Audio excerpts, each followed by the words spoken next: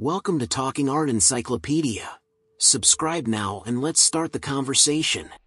Well, Dr. Jung, we have been discussing in some detail some of the factors in the development of the personality of the individual, and you have very kindly elaborated for us on some of your fundamental concepts, such as the archetype and at least simply what it means, and certain types of archetypes such as the anima and the animus. And we try to show, perhaps in our discussion, some of the ways that your ideas may have differed from those of Dr. Freud. Now, another concept or idea that seems to be a very interesting one in your work, at least as I see it, is the term or concept persona. And, of course, this seems to have a lot of relevance to the daily living of the individual. I wonder if you would mind telling us a little bit about how you construe this term persona. Well, this is a practical concept we need in elucidating people's relation. I noticed with my patients, particularly with people that are in public life, that they have a certain way of presenting themselves. For instance, take the doctor.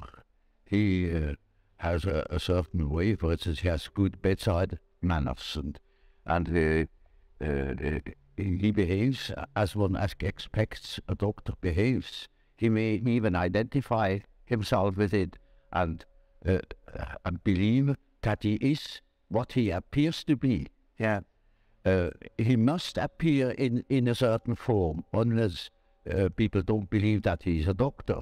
And so when he's a professor, he's also supposed to behave in a certain way so that it is plausible that he is a professor, you know. So the persona is partially the result of the demands the society has. And on the other side, it is a compromise with what one likes to be, or with what, or as one likes to appear. Say, yeah. Take, for instance, a parson. He also has his particular manner, and as corresponding to the general expectation, and he behaves also in another way, combined with his persona that is forced upon him by society, in such a way that also is fiction of himself. His idea about himself is more or less portrayed or represented. So the persona is a certain complicated system of behavior, which is partially dictated by society and partially dictated by the expectations or the wishes one nurses oneself. Yeah. Now, this is not the real personality, in spite of the fact that people will assure that that is all quite real and quite honest, yet it is not. Yeah. Now, such a performance, or say, the performance of the persona is quite all right, as long as you know that you are not identical with the way in which you appear. Yeah. But if you are unconscious of this fact, then you get into sometimes very disagreeable conflicts. Namely, people will can't help noticing that at home, for instance, you are quite different from what you appear to be in public. And people who don't know it stumble over it in the end. They deny that they are like that, but they are like that. They are it. And then you don't know, now, which is the real man? Yes, yes. Is he the man as he is at home or in intimate relations? Or is he the man that appears in public? It is a question of Jekyll and Hyde. Yeah. Often. It is such occasionally there is such a difference that you would always be able to speak of the double personality. Yeah. And the more that is pronounced, the more people are neurotic. Yeah. They get neurotic because they have two different ways. They are contradict themselves all the time, and there's as much as they are unconscious of themselves. But they don't know it. They think they're all one. Everybody sees that they are two. Yeah. And some know him only from one side, others know him only from the other side. And then there are situations that clash, because the way you are creates certain situations with people in your relations, and these two situations don't chime in. They are just dissonance. Yeah. Yeah. And the more that is the case, the more the people are neurotic. Actually, would you say that the individual may even have more than two personas? In other words, could he possibly Normally we can't afford it very well to play more than two roles. But there are cases, for instance, where people have up to 5 different personalities. Yeah. In cases of dissociation of personality, where, for instance, the one person, say, call it person A, doesn't know of the existence of the person B, but B knows of A. Yeah. But there may be a third personality, C, that doesn't know of the two others. And You see, there are such cases in literature. yeah. But they are bad. Very The rare. ordinary cases is just an ordinary dissociation of a personality. Yeah. One calls that a systematic dissociation, in contradistinction to the chaotic or unsystematic dissociation you find in schizophrenia. Yes.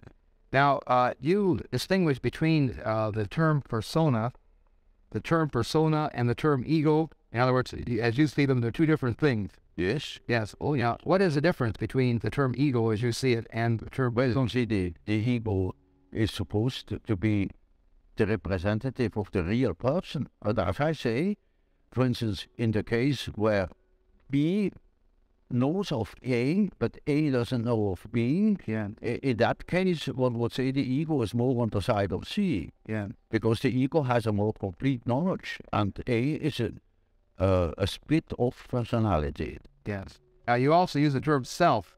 Yes. Now, the word self, then, would this have a different meaning than, say, ego word? Yes, oh, right, oh yes. You see, when I say self, then you mustn't think of I myself, because that is only your empirical self, and that is covered by the term ego. Ego, yeah. But when it is matter of the self, then it is matter of a personality that is more complete than the ego, because the ego is only consists of what you are conscious of. Yes. Yes. Your awareness. Yeah, what you know to be yourself. For instance, in our example, B that knows A, and A doesn't know B, B is relatively in the position of the self.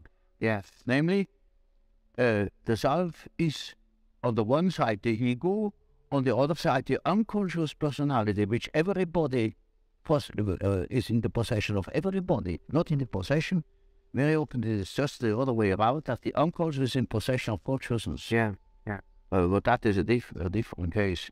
Now, you see, while I am talking, I am conscious of what I say. I am conscious of myself, yet only to a certain extent. Quite a lot of things happen. For instance, I make gestures. I'm not conscious of them. Yeah. They happen unconsciously. You can see them. Yeah.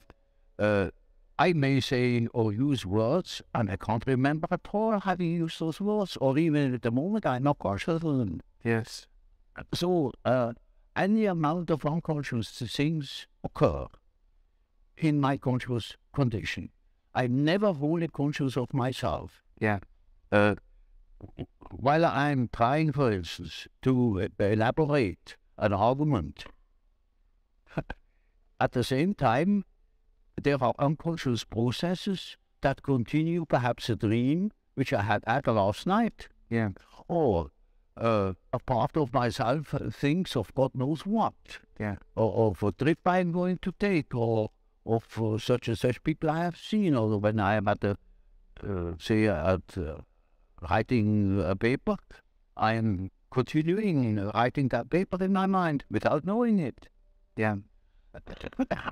You can discover these things, say, in dreams, or if you are clever in immediate observation of an individual, then you see in the gestures or in the expression in the face that there is what one calls an arrière-pensée, something behind consciousness. Yeah. So that you have finally the feeling, that man has something up his sleeve. And you can even ask him now, what are you really thinking of? You're thinking all the time something else, yet he's not conscious of it. Or he may be. There are, of course, great individual differences. There are individuals who have amazing knowledge of themselves, of the things that go on in themselves. But even those people wouldn't be incapable of knowing what is going on in their own cultures. Yeah. For instance, they are not conscious of the fact that while they live a conscious life, all the time a myth is played in the unconscious. A myth that extends over centuries. Yeah. Namely, archetypal ideas, stream of archetypal ideas that goes on through one individual, through the centuries. Yeah. You see, it is like a continuous stream, and that comes into the daylight in the great movements. Say in political movements or in spiritual movements. For instance, in the time before Reformation, people dreamt of the great change, and that's the reason why such great transformations could be predicted. If somebody has been clever enough to see what there is going on in people's mind, in the unconscious mind, would be able to predict it. For instance, I have predicted the Nazi rising in Germany through the observation of my German patients. Yeah. They had dreams in which the whole thing was anticipated. Yes. And with considerable detail. And I was already absolutely certain in the years before Hitler came, in the beginning of the, well, I could say the year 1919, I was sure that something was threatening in Germany, something very big and very catastrophic. And I only knew it through the observation of the cultures. You see, there is something very particular in the different nations. It is a peculiar fact that the archetype of the anima plays a very great role in Western literature, French and Anglo-Saxon, and not in Germany. Yeah. There are exceedingly few examples in German literature where the anima plays a role. Yeah. You know, that simply comes from the fact that not one woman is buried unless she's buried as oud kaminfegerskatti, at least. Yeah. Yeah. She must have a title, otherwise she hasn't existed. That's right. That's right. And so, you see, it is just as if, now mind you, this is a bit drastic, but it illustrates my point. In Germany, there are no women. There is Frau Doktor, Frau Professor, Frau Kommerzienrat, the grandmother, the mother-in-law, the grandfather, father, the son, the daughter, the sister, and the woman. Yeah. Yeah, might be. La femme. The next is the pot. That'll be good. Well, it is the idea, you think, now that is an enormous important fact, which shows that in the German mind there is going on a particular myth, something very particular. Yeah. And psychologists really should look out for these things. But they prefer to think that I am a prophet. Yeah. Now, just in the same context of journey, this is, of course, a very interesting and remarkable set of statements here. How would you look at Hitler in this light? Would you see him as a personification, a symbol of the father? Oh, well, no. No. Not at all. No, you see, I couldn't possibly explain that very complicated act Hitler represents. It is too complicated, you know. He's a hero figure. Yeah. And a hero figure is far more important than any fathers that have ever existed. I see. Much broader than you immediate father. But all he was a hero. Yeah. In the German myth. Yeah. And mind you, a religious hero. He was a savior. Yeah. Yeah. It was meant to be a savior. That is why they put his photo upon the altars. Yeah. Even. Yeah. Or somebody declared this too, so that he is happy to that his eyes have beheld Hitler. Yeah. And now he can die in peace. How is this the hero myth, you know? Now, getting back to the idea of the self, and the self incorporates these unconscious factors. The self incorporates these unconscious. The self is merely a term that designates the whole personality. Because the whole personality of man is indescribable. Yes. His consciousness can be described. His unconscious cannot be described. Right. Because the unconscious, as I must repeat myself, is always unconscious. Yeah. And it is really unconscious. It really does not know it. And so we don't know our unconscious personality. We have hints. We have certain ideas, but we don't know it really. Nobody can say where man ends. That is the beauty of it, you know. It's very interesting. The unconscious of man can reach God knows where. There we are going to make discoveries. Now, another set of ideas, which of course are very, very well known to the world, that of course you have originated, center around the terms introversion and extroversion. I know that you're aware of the fact that these terms have now become so widely known that the man on the street is using these terms constantly in describing his wife or his friends and so on and so forth. Become probably the most used psychological concepts by the layman that we have. Oh, like the word complex. I have invented it too. Yeah, so there's a association experiment. Yes, that's right. Well, you see, this is simply practical, because there are certain people who definitely are more influenced by their surroundings than by their own intentions. While there are other people who are more influenced by the subjective factor. Now, you see, the subjective factor, that's very characteristic, was understood by Freud as a sort of pathological autoerotism. Yeah, yeah. Now, this is a mistake. You know, we have, the psyche has two important conditions. The one is the environmental influence, Yes. and the other is the given fact of the psyche as it is born. The psyche is by no means tabula rasa. We have a definite mixture and combination of genes. Yeah. And they are there from the very first moment of our life. And they give a definite character, even to the little child. And that is a subjective factor, looked at from the outside. Now, if you look at it from the inside, Yeah. then it is just so as if you would observe the world. Yeah. When you observe the world, you see people, you see houses, you see the sky, you see tangible objects.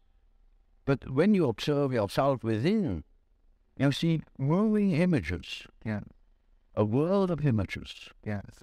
generally known as fantasies. And Yet these fantasies are facts. It is a fact that a man has such and such a fantasy. And it is such a tangible fact, for instance, that when a man has a certain fantasy, another man may lose his life. yes. Or a bridge is built. Yeah. These houses were all fantasies.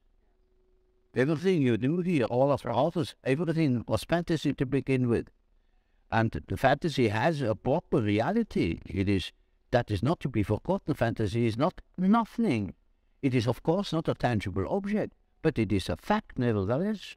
It is, say, a form of energy. Yeah. Despite the fact we can't measure it. It is a manifestation of something. And that is a reality. That is just a reality as, for instance, the peace treaty of Versailles or something like that. It is no more. You can't show it. Yes. But it has been a fact. Yes. Yes. And so the psychical events are facts, are realities. And when you observe the stream of images within, you observe an aspect of the world. Yes. Of the world within. Because the psyche, if you understand it as a phenomenon that takes place in so-called living bodies, then it is a quality of matter.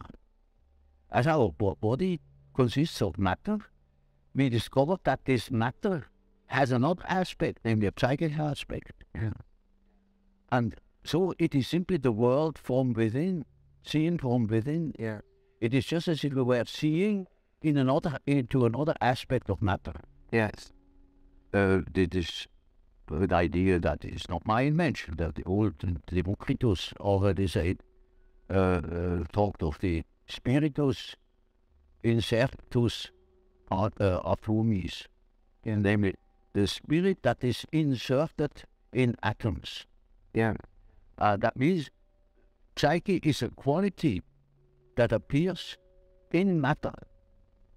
Doesn't matter whether we understand it or not, but this is the conclusion we come to if we draw conclusions without prejudices.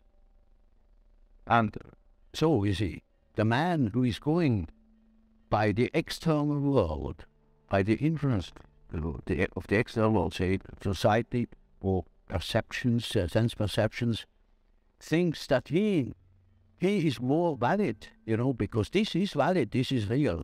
And the man who goes by the subjective factor is not valid because subjective factor is nothing. No, that man is just as well based because he is basing himself upon the world from within. Yeah. And so he is quite right, even if he says, there is nothing but my fantasy, And of course that is the introvert. And that the introvert is always afraid of the external world. He will tell you, when you ask him, he will be apologetic about it. Yeah. Use it, of course, yes, I know what in my fantasies. And he has always a resentment. And as the world in general, particularly America, is extroverted like hell, the introvert has no place. Yeah. Because he doesn't know that he beholds the world from within. And that gives him dignity, and that gives him certainty, because it is nowadays particularly the world hangs on a thin thread. Yeah. And that is the psyche of man. Assume that certain fellows in Moscow lose their nerve or their common sense forbid. And the whole world is in fire and flames. Yeah. It is, nowadays we are not threatened by elementary catastrophes. There is no such thing as an age bomb. That is all man's doing. Yeah. We are the grave danger. Psyche is the grave danger. What if something goes wrong with the psyche? Yeah. Right. See? And so you see, it is demonstrated to us in our days what the power of the psyche is of man. How important it is to know something about it, but we know nothing about it. And nobody would give credit to the idea that the psychical processes of the ordinary man have any importance whatever. One thinks, oh, he has just what he has in his head. It is all from his surroundings. He's taught such a thing, believes such a thing. And particularly if he's well housed and well fed, then he has no idea of the world. And that's the great mistake. Because he is just that as which he is born, and he's not born as tabula rasa, but as a reality. Yes. Again. Now, of course, one of the very common, I think, misconceptions of your work among some of the writers of America have been that they have sort of characterized your discussions of introversion and extroversion as suggesting that the world was made up of only two kinds of people, introverts on one hand and extroverts on the other. And I'm sure you've been aware of, in many of our people looking at it this way. And, of course, would you like to comment about that? In other words, would you perceive the world being made up of only people or extreme introverts, people that are extreme extroverts? Well, Bismarck once said,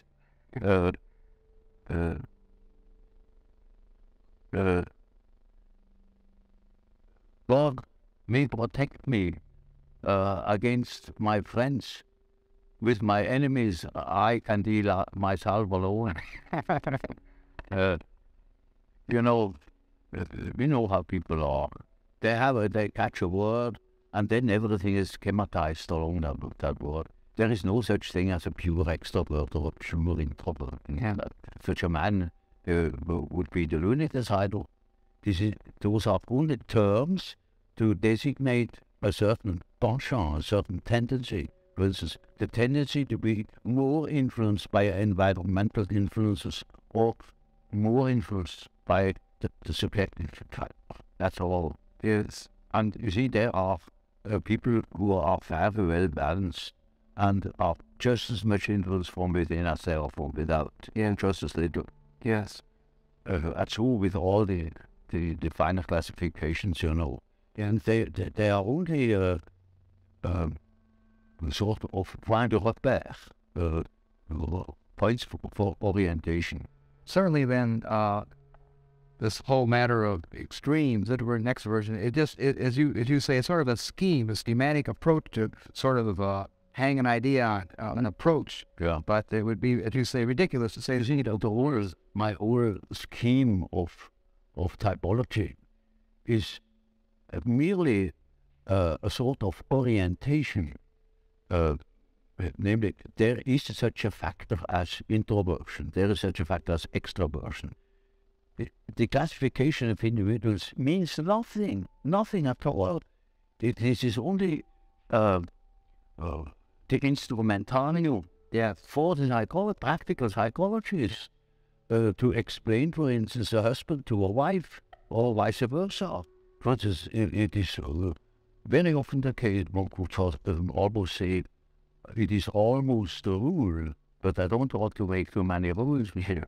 In order not to be schematic, that an introvert marries an extrovert for compensation, or another type marries the counter type to complement himself, for instance. Well, Dr. Jung, of course, tied in with your typology and quotation marks of introversion and extroversion, we, of course, know of your concepts of thinking, healing, sensation, and intuition. And, of course, it would be very interesting to hear some expansion of the meaning of these particular terms and related to the introvert-extrovert dichotomy. Well, there is quite a simple explanation of these terms, and it shows at the same time how I arrived at such a typology. Namely, sensation tells you that there is something. Thinking, roughly speaking, tells you what it is. Feeling tells you whether it is agreeable or not, to be accepted or not accepted or rejected. Yes. And intuition, now there is a difficulty. Yes. You don't know ordinarily how intuition works. So when a man has a hunch, you can't tell exactly how he got at that hunch. or where that hunch comes from. It is something funny about intuition. I will tell you a little story. I had two patients. The man was a sensation type, and the woman was an intuitive type. Of course, they felt attraction. And so they took a little boat and went out to the lake of Zurich. And there were those birds that dive off the fish, you know. Yeah. And then after a certain time they come up again, and you can't tell where they come up. And so they began to bid. Who the first was the first to see the bird. Now, you would think that the one who observes reality very carefully, the sensation type, would of course win out. Yeah. Not at all. The woman won the bet completely. Yeah. She was beating him on all points. Because by intuition she knew it before. I see. Now, how is that possible? Yeah. Well, sometimes, you know, you can really find out how it works by finding the intermediate links. You see, it is a perception by intermediate links, and you only get the result of that whole chain of associations. Yeah. Sometimes you succeed in finding out. Yeah. But more often you don't. So my definition is, intuition is a perception by ways or means of the unconscious. That is as near as I can get. Now this is a very important function, because when you live under primitive conditions, a lot of unpredictable things are likely to happen. And there you need your intuition, because you cannot possibly tell by your perceptions, by your sense perceptions, what there is going to happen. For instance, you are traveling in primeval forest. You only see for a few steps ahead. You go by the compass, perhaps, and you don't know what there is ahead. It is uncharted country. If you use your intuition, then you have hunches. And when you live under such primitive conditions, you instantly are aware of hunches. For instance, there are places that are favorable, there are places that are not favorable. You can't tell for your life what it is. Yeah. But you better follow these hunches. Yeah. Because anything can happen.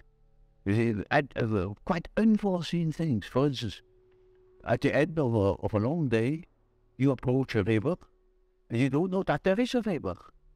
Yet, when you come to the river, that is quite unexpected. For miles, there is no human habitation. You cannot swim across, it's all full of crocodiles. So what? You see? Now, such an obstacle hasn't been foreseen.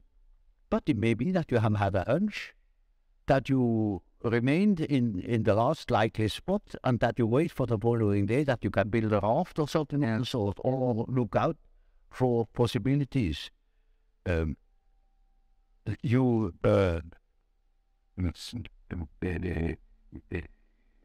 instance, you also can have intuitions that constantly happens in our jungle called a city. Yes. You can have a hunch, something is going wrong, particularly when you are driving an automobile. Yeah. For instance, it is a day where nurses appear in the street. Here. And they always try to get something interesting like a suicide, to be run over. That's what marvelous, apparently. Yes. And then, you get a peculiar feeling. And really, at the next corner of all it is a second nurse that runs in front of the automobile. Yeah. You see? Duplicity of cases, that is a rule, that such chance happenings come in groups. Yeah, and so you see, we have constantly warnings, hints that consist perhaps in a slight feeling of uneasiness or uncertainty, fear. Now, under primitive circumstances, you would pay attention to these things. They mean something. With us in our man-made, absolutely, apparently safe conditions, we don't need that function so very much. Yeah, yet we still use it. So you find that intuitive types, for instance, amongst bankers, Wall Street men, yeah, they follow hunches, gamblers of all descriptions. Yeah, you find the type very frequently among doctors because it helps them in their prognosis. Sometimes a case can look quite normal, as it were, and you don't foresee any complications yet. And in a voice tells you, now look out, here is something not quite all right, Yeah. You cannot tell why and how, but we have a lot of subliminal perceptions, sense perceptions. And from those, we probably draw a good deal of our intuitions, but that is perception by the way of the unconscious. Yeah. And you can observe that with intuitive types. You see, intuitive types very often do not perceive by their eyes or by their ears. They perceive by intuition. For instance, once it happened that I had a woman patient in the morning at 9 o'clock. And you see, I often smoke my pipe and there's the smell of tobacco in the room or a cigar. And so she came and said, but you begin early. I said, do you call it early at 9 o'clock? But no, you must have seen somebody at 8 o'clock. I said, how do you know? There had been a man there that have come at 8 o'clock already. Then she said, oh, well, I had just a hunch. There must have been a gentleman with you this morning. And I said, but how do you know it was a gentleman? He said, oh, well, I just had the impression, the atmosphere, it was just like that a gentleman, Yeah. All the time, the ashtray was under her nose, and there was a half-smoked cigar. Yeah. But she wouldn't notice it. Yeah. So you see, the intuitive is a type that doesn't see the stumbling block before his feet. But he is at for 10 miles. Yes. You make a distinction between an intuitive extrovert and an intuitive introvert. Yes, all these types can be on either vehicle or the introverted line. For example, more specifically, what would be an example or a difference between an intuitive extrovert and an intuitive introvert? Well, you have chosen a somewhat difficult case, because one of the most difficult types is the intuitive introvert. Yeah, I have. The intuitive extrovert, you find them all hunters, bankers, yes. That is quite understandable. Yeah. But the introvert the introverted variety is more difficult because he has intuitions as to the subjective factor, namely the inner world. Yeah. And of course that is now very difficult to understand because what he sees are most uncommon things. And he doesn't like to talk of them if he's not a fool, because he would spoil his own game by telling what he sees, because people won't understand it. Yes. For instance, once I had a patient, a young woman, about 27 or 8, and her first words were when I had seated her, he said, you know, doctor, I come to you because I have a snake in my abdomen. I said, what? Yes, a snake, a black snake, coiled up right in the bottom of my abdomen. And I must have made a rather bewildered face at her. I said, you know, I don't mean it literally, but I should say it was a snake. It was a snake. Now, you see, our further conversation a little later was, as she said, that was about in the middle of our treatment that only lasted for 10 consultations. She had foretold me, I got 10 times, and then it's all right. I said, how do you know? Oh, I got a hunch, she said. Yeah. And really, about the 5th or 6th hour, she said, doctor, I must tell you, the snake has risen. It is now about here. Hunch. And then on the 10th day, I said, now, this is our last hour. And do you feel cured? And she said, beaming, she said, you know, this morning, it came up and came out of my mouth, and the head was golden. And those were her last words. Now, you see, that same girl, when it comes to reality, she came to me because she couldn't hear the step of her feet anymore. Yeah. Because she walked on air. Yeah. Literally. Yeah. She couldn't hear it, and that frightened her. And when she came to me, I asked her for her address.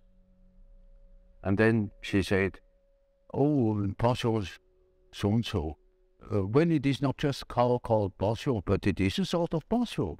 And it is, I never had heard of it. Yes. And I'm curious, I never have heard of that place.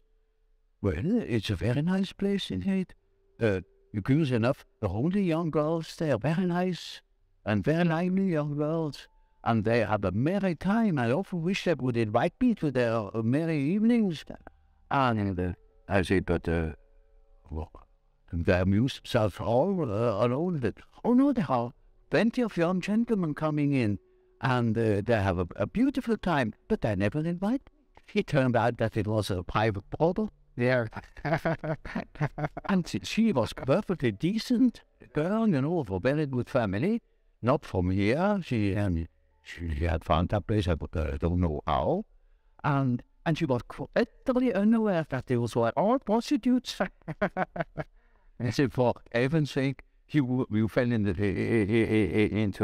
a very dark place. You hastened to get out of it. You see, that was her sensation. Yeah. She didn't see reality. Yeah. But she had hunches like anything, and they came out. Yes. Now, you see, such a person cannot possibly speak of her experiences. Yeah. Because everybody would think she's absolutely crazy. Yeah. I myself was quite shocked when I thought, for heaven's sake, is that case a schizophrenia? Yeah. Because you don't hear that kind of speech. But she assumed that the old man, of course, knows everything, and he doesn't understands such kind of language. Yeah. So you see, if when the intuitive the introverted intuitive, Yes.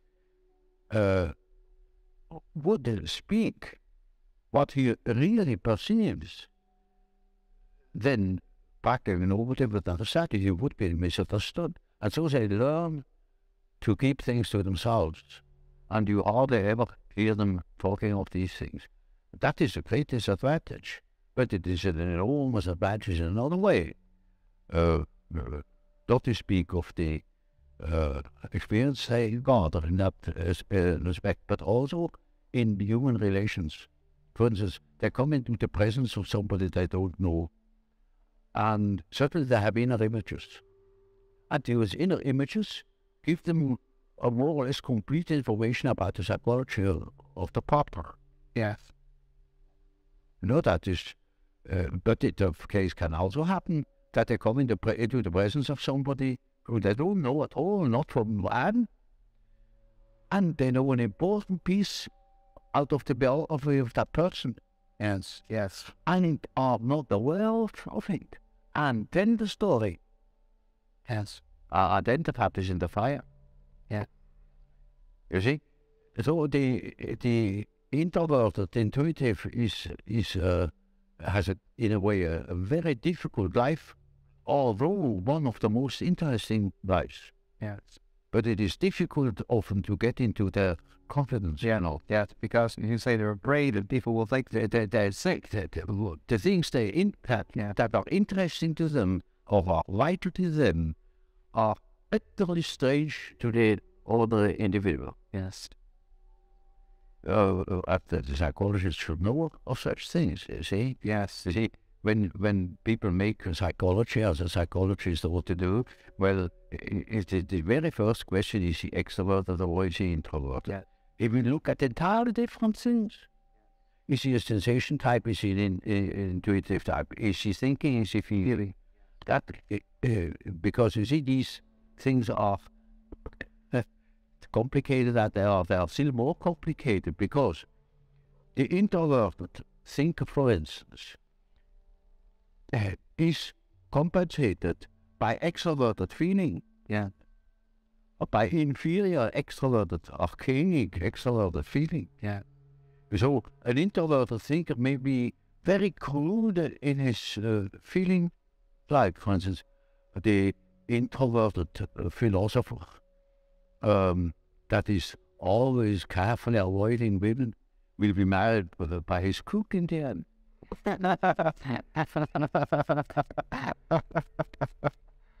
Yeah. Now, then, in other words, then we can take your introverted, extrovert categories and, in a sense, go through describing a sensation introvert type, sensation extrovert type, thinking introvert type, thinking introvert type, and so on. And each case, and it stems from really not real category, but simply, as you say, an approach, something to sort of help us study a model. It is just a sort of a skeleton to which you have to add the flesh, or say it is a country mapped out, by triangulation points, and that doesn't mean the country consists of triangulation points. Yeah. That is only in order to have an idea of the distances. Yeah. And so it is a means to an end. It only makes sense, such a scheme, when you deal with practical cases. Of course, you're familiar with the work of Dr. J.B. Ryan at Duke University. Yes. And, of course, some of his work in extrasensory perception and clairvoyance he called mental telepathy, so on and so forth. Some of the descriptions in his work sound quite a bit at times like intuitive functions and operated. And in terms of your knowledge of this work, would you say that a person who has clairvoyance, in a sense, would then be an intuitive type? Person in his experiment more likely. That's quite probable. Or it can be a sensation type, say an extrovert sensation type that is very much influenced by the unconscious. I see. Because he has introverted intuition in his unconscious. I see. You see, there are two groups, you see, the rational group and the irrational group. The rational group is thinking and feeling, because the ideal thinking is a rational result. The feeling also a rational result, a rational value. Yes. That is differentiated feeling. Whereas sensation must needs be irrational, because it may not prejudice facts. Yeah. I think it shall not prejudice facts. The real ideal perception is that you have an accurate perception of the things as they are, without addition or corrections. Yeah. on the other side, the intuition does not look at the things as they are. That is prison. That is anathema to the intuition. It looks, ever so shortly at the things as they are, and makes off into an unconscious process, at the end of which we have seen something nobody else would have seen. Yes. The thing. Now, so you see these people who yield the best results are always those people where introverted or introverted intuition comes in. Yeah. But you see, that is a side aspect of it. It's not interesting. Yeah. There's a question. There's another question far more interesting, namely that the terms they use for Heine himself uses the recognition, Yes. etc. They mean nothing at all. There was, but he thinks he has said something when he says telepathy. Yeah. That's nothing. The word itself is not a description of the process. Not just like it means nothing. It means nothing at all. Yes. Now, of course, a lot of the things that you're describing, I think often scientists will say, well, this is due to chance occurrences, chance factors. And Ryan, in his own work, used statistical methods. We find this happening more often than would be expected by chance. Well, you see, he proves that it is more than chance. Yeah. It is statistically graspable. Yeah. And that is the important point. Yeah. And that hasn't been contradicted. Yeah. You see, there was such a poor sap that happened in England. That man said, well, that's nothing but guesswork. Exactly. Yeah. That's it. It is guessing. Yeah. What you call guessing, a hunch is guessing. Yeah. A bit of definite guess. A definite guess, is a hunch, Yeah. Just that. Yeah. But that means nothing. You see, the point is that it is more than merely probable. Yeah. It is not. It is beyond chance. And that is the great problem. But people hate such problems they can't deal with. And so not concrete. They're not in front of their... They can't deal with it. Yeah. Even Ryan doesn't understand our argument in that respect, because it is a relativation. Now I'm going to say something which in these sacred rooms is anathema. a relativation of time and space through the psyche. And that's the fact. And that is what Ryan has made evident. Yeah. Now swallow that. Well, that's difficult. Well, may I go a little further and for some of your recent work, which is indeed very profound, and it is not too well known to many of our students as yet. Of course not. And of course, this nobody reads these things. Only the general public. And because my books are at least sold. I'm referring now to the concept of synchronicity, which you have discussed, and which would have some relevance at this point in our discussion. Would you care to comment a little bit on this concept? That is awfully complicated. We don't know where to begin. Of course, it is this kind of thinking has been started long ago, and when Ryan brought out these results, I thought now we have at least a more or less dependable basis to argue on, But the argument was not understood at all, because it's really very, very difficult. There are plenty of facts in the observation of the unconscious where you come across cases of a very peculiar kind of parallel events, namely that, say, I have a certain thought or a certain definite subject is occupying my attention, my interest. At the same time, something else, quite independently, happens that portrays just that thought. Yeah. Now, this is utter nonsense, looked at from a causal point of view. That it is not nonsense is made evident by the results of Weil's experiments.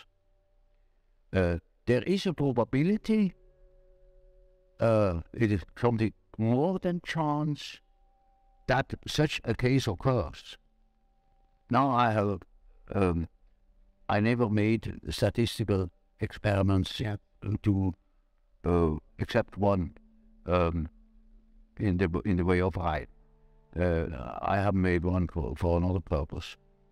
But I have come across quite a number of cases where it was most astounding to find that two causal chains happened at the same time, but independent upon each other, so that you could say they have nothing to do with each other. Yeah. Of course, it's quite clear. For this, just so I speak of a red calf, and at that moment a red calf comes here. Yes. Now, I hadn't seen it. It was impossible because it was behind the building. In this moment, the red car appears. Now, this is, that's mere chance. The Reil's experiment proves that these cases are not mere chances. Of course,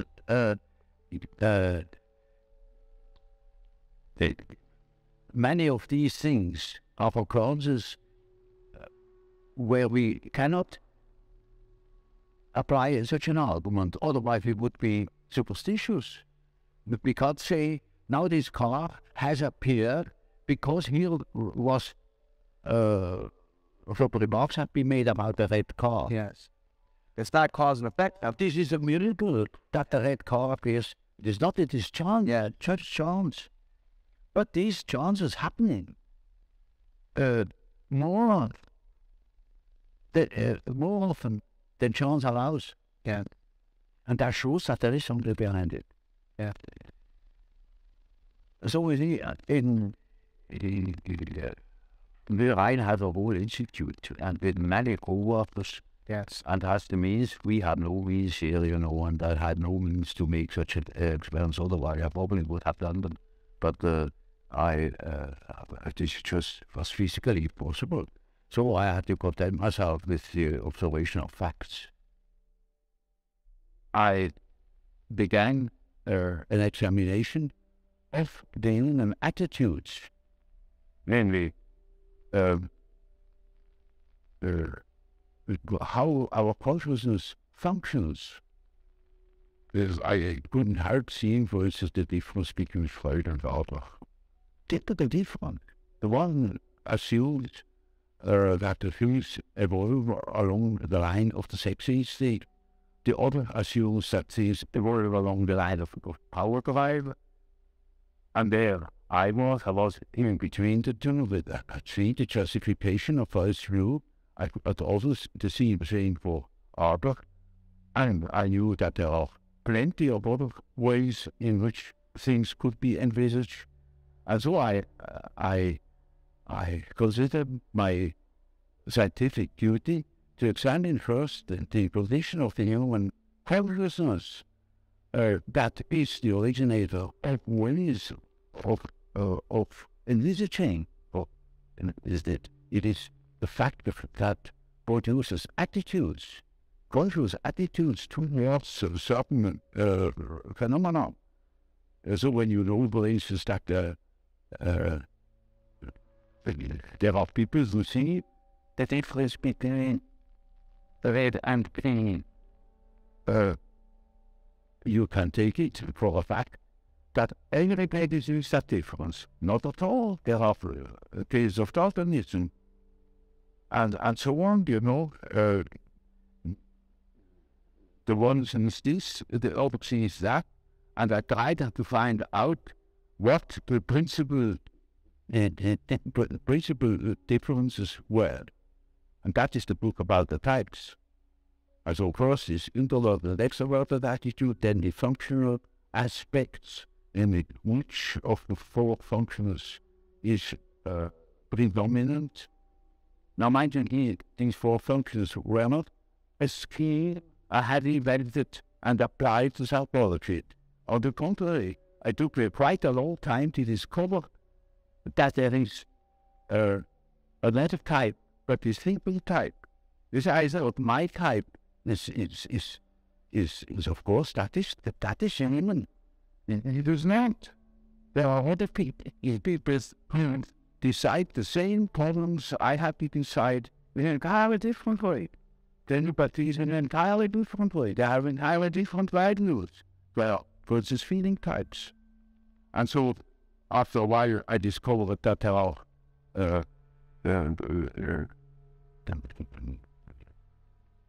cognitive types. It doesn't give me much trouble. It took me over a year to become somewhat clear about the existence of cognitive types. And the last, and the most unexpected, was the sensation type. And only later on I saw that those are naturally the four aspects of conscious orientation. You can increase the number of principles, but I found that there's the most simple way is the way I told you. Yes. As the division by four is a simple and natural division of a circle. I didn't know the symbolism of this particular classification. Only when I studied the archetypes, I became aware that it is a very important archetype that had a trait and an forward.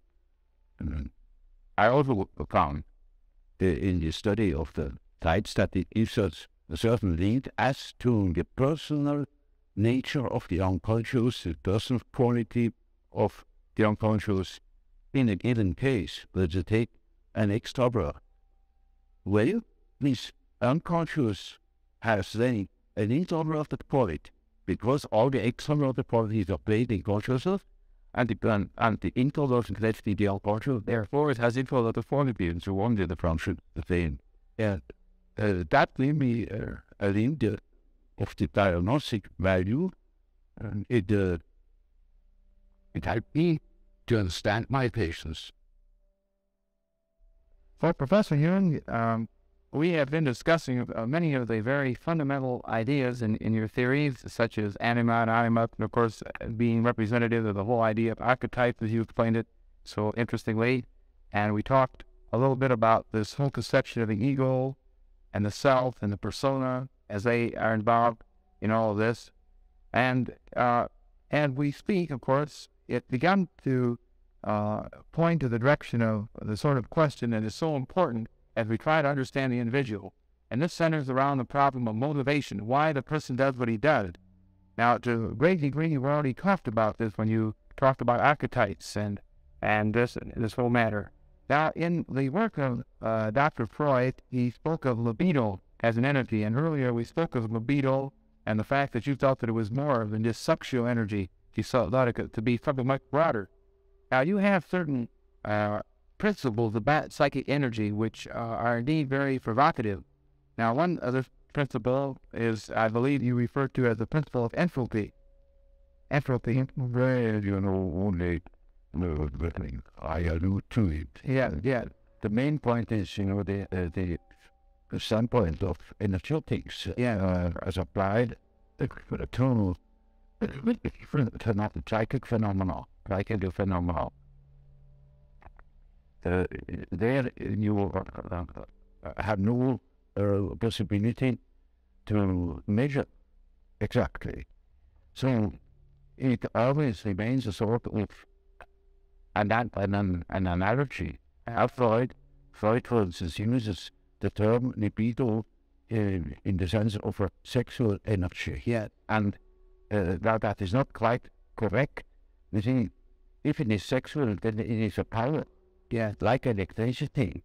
Yeah. There is any other form of manifestation of energy. Yeah. Now, energy is a concept. Yeah. Energy is a concept by which you try to express the analogy of all power manifestations, namely that they have a certain quantity, a certain intensity, and that there is a flow in one direction, namely to the ultimate suspension of the opposites. For instance, I feel. in a higher height, a lake on a mountain, Yeah. flows down until all the earth is down, and then it is finished. Yeah. And so something similar is the case in psychology, that you see from the factors we get tired from intellectual work. Yeah. We have come in world from conscious living, and then we must sleep in order to restore our power. And it's just, I said in the night of I think the water at Pent had been never to Ireland, so that I think I work again the next day. Yeah. Or process and that similar same thing too. Yeah. And it's only in an analogous way that we use the term energy. Yeah. And I used it because I wanted to express the fact that the power manifestation of sexuality is not the only power manifestation, because you have a lot of type. Say the drive to conquer, or to aggression, or something of the sort. Yeah.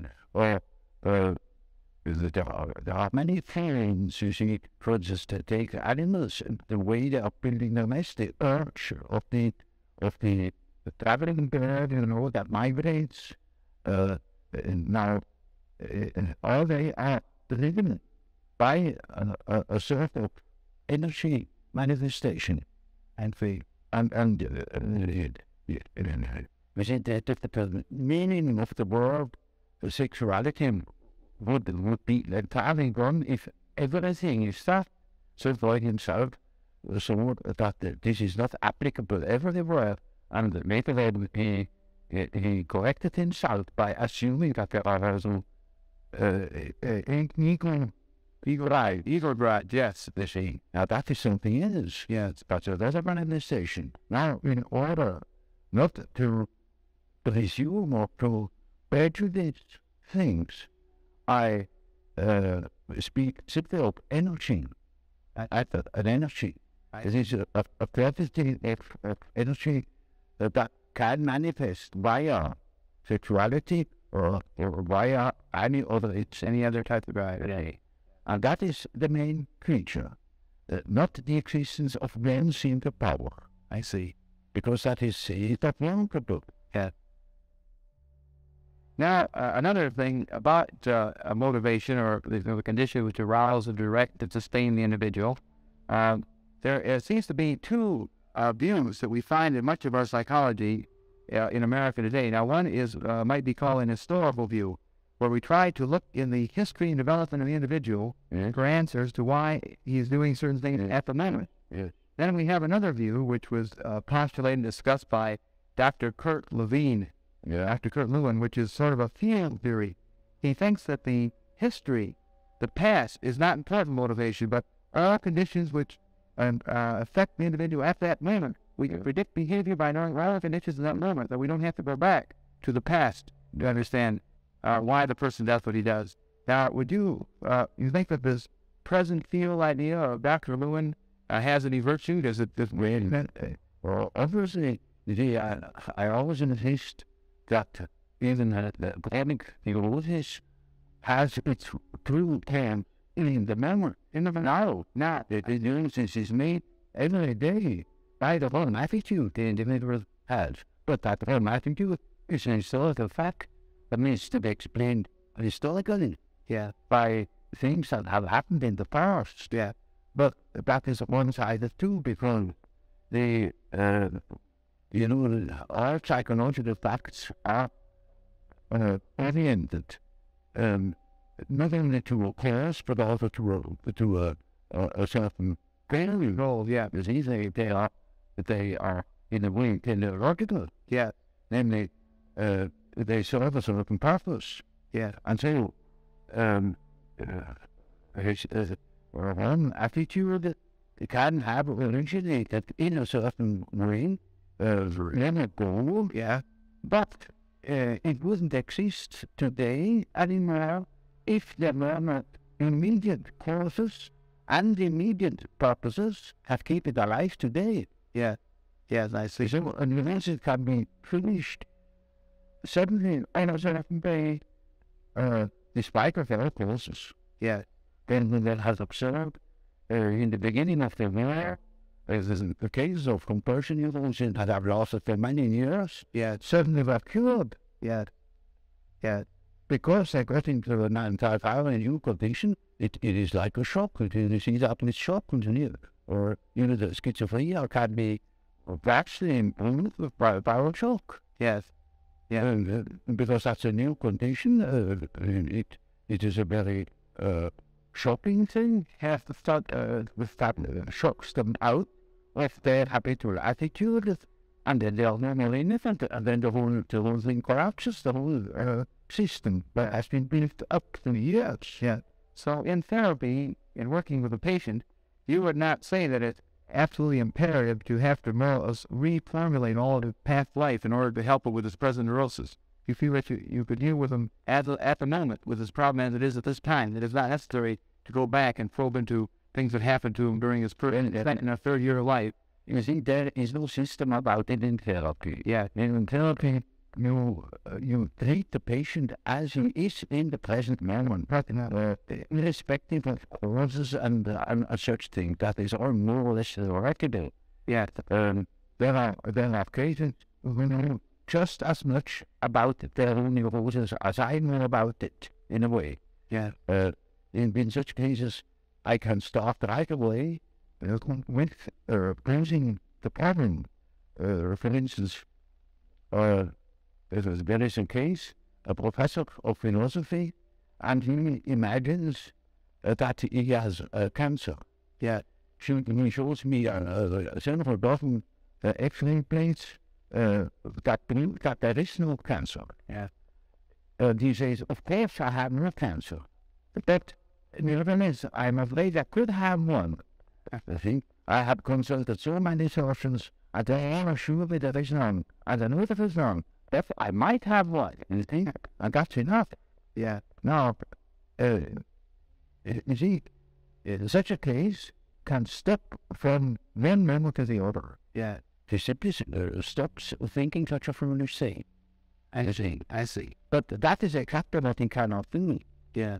And in such a case, I think, when it's spoken of painting, it answers what you believe. Now, why are we forced to believe such nonsense? What is the power that makes you think such a thing against you? Well, you know it is nonsense, and why shouldn't you think it? Well, what do you think it? Yeah. Well, and what is that power that makes you think such a thing? It's like a possession, you know. Yeah. Exactly. Like a demon getting in. Yeah. Makes him think like that. Yeah. In spite of the fact that he doesn't want it. Then you have the problem. That is the problem for an intellectual man. And then I say, now, you have no answer. I have no answer. Yeah. Now what are we going to do? Yeah. I think now we don't see what you mean. Because the dream is a manifestation of the unconscious side. Now you then have thought of the unconscious side. So I must explain to him that we have an unconscious. Yeah. And that the dream is a manifestation of it. And if we succeed in analyzing the dream, we might get an idea about that makes him think like that. I see. You see? As the soul, in such a case, one can begin right away with the analysis of dreams. And in all cases that are a bit serious, mind you, this is not a simple case, in a very serious and difficult case. in spite of the simplicity of the phenomenology, of the symptomatology. Yeah. In ideas afterwards, well, the eliminations, I think, the history of the family, the medical anamnesis, etc. We come to that question. What is it in your unconscious that makes you wrong? Yes, In that hinders you to think normally. yeah, And then we are where we can begin with the observation of the unconscious. And then day by day, one goes on by the data the unconscious produces. yeah, I think we discuss the dream, and that gives a new surface to the dream fiber. And he will have another dream, and then the next dream gives again an answer, because the unconscious is in a compensated relation to consciousness. And after a while, we take the full picture. And if he has a full picture and has the necessary mental stamina, well, then he can be cured. I see. But in the end, it is a moral question whether a man, after I have the wrong, is that or not. Yeah. So you see then, in a sense, in this situation, the unconscious plays a very important part, the unconscious which is found in the dream. But if you see it then, what you have found in his dream is not necessarily then a image or symbol of what has happened in the past in his particular life. Not at all. It is just the symbol. The symbol is not you see that is a special teller. It is the manifestation of the situation of the unconscious, looked at from the unconscious. I see. You see, I tell you, for instance, something which is my personal or subjective view. Yeah. I mean, if I ask myself, I am really quite convinced of it. Well, I must admit I had certain doubts. Yeah. There are certain doubts. Making them more, then I tell you, if these doubts are in the unconscious, I'm going to have a dream about it. If these doubts come to the foreground in my dreams. And that is the way the unconscious looks at the thing. Yeah, yeah. And it's just sort of the unconscious say, yes, that's stating that you omit entirely in such and such a point. Yeah. Now, if the unconscious acts on its present situation, now looking at this thing in broad motivational terms, now this effect of the unconscious is not something which is the result of repression in the same way the orthodox psychoanalysts at it all, and as you say, Maybe you know that the unconscious have to say in this in a bit, that will prefers explanation. yes, And the thing in most cases, the people won't be probably less neurotic. Means they could admit the things, these things are always a bit difficult. There's a claim role, inconvenient role for the episode. So there is always a certain amount of repression, but that is not the main thing. Not the main thing is that they are really unconscious. yes, And you see, if you are unconscious about certain things that ought to be conscious, then you have dissociated. I see. And then you are a man who's never knows what the right is doing. And counteracts or interferes with the right hand. Yeah. Now such a man is hampered all over the bed. Yeah.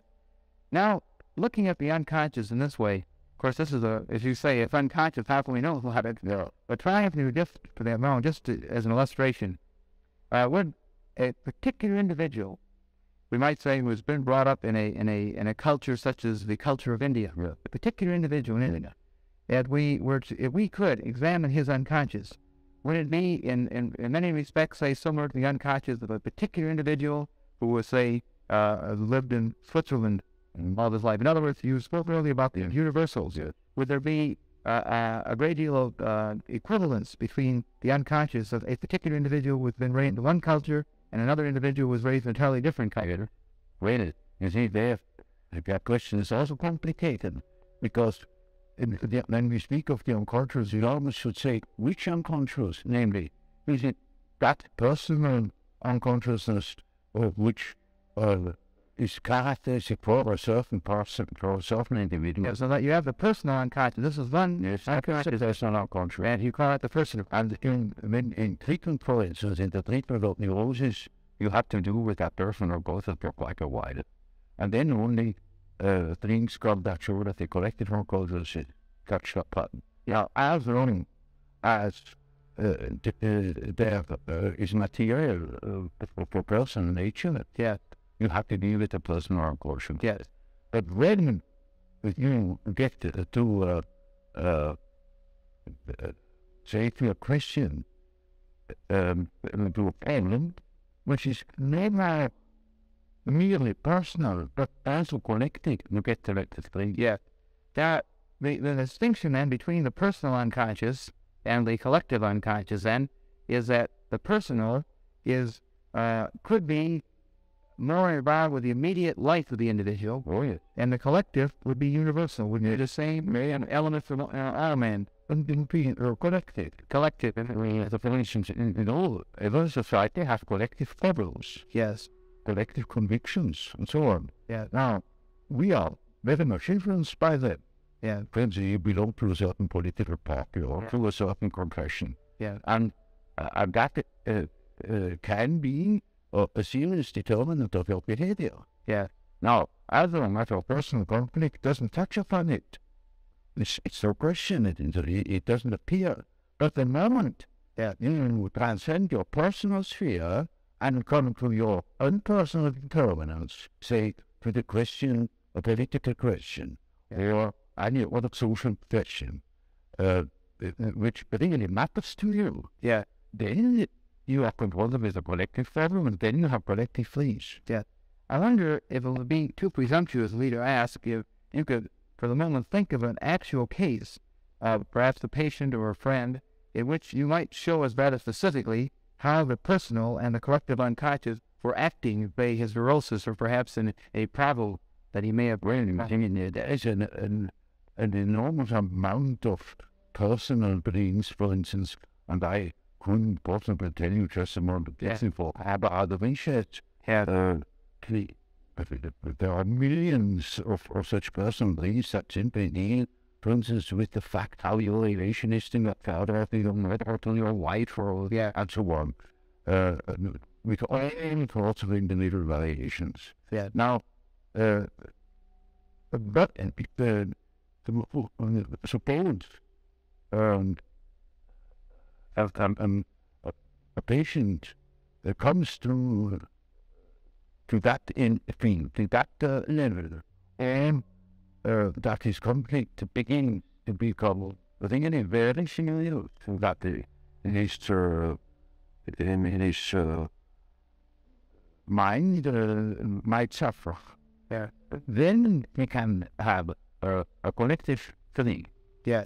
In which clearly mythological motives appear. I see. There are plenty of examples in literature.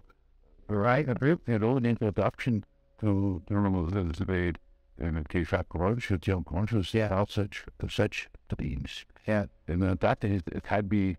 I remember, for instance, a case.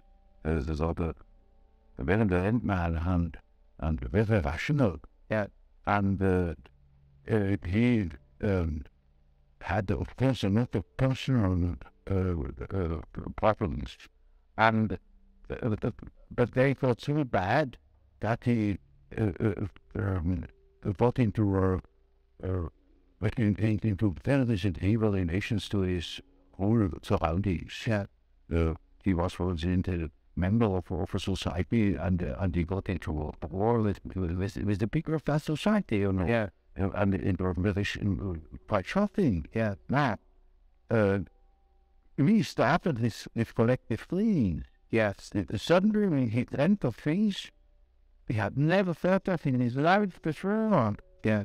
There's a lot of motives, and there's a lot of crazy. Yeah. Because he could not decide this at all. Just as if they've been aware of God's plan. Now that is what you see in case of schizophrenia. Yeah. That is a phase of schizophrenia.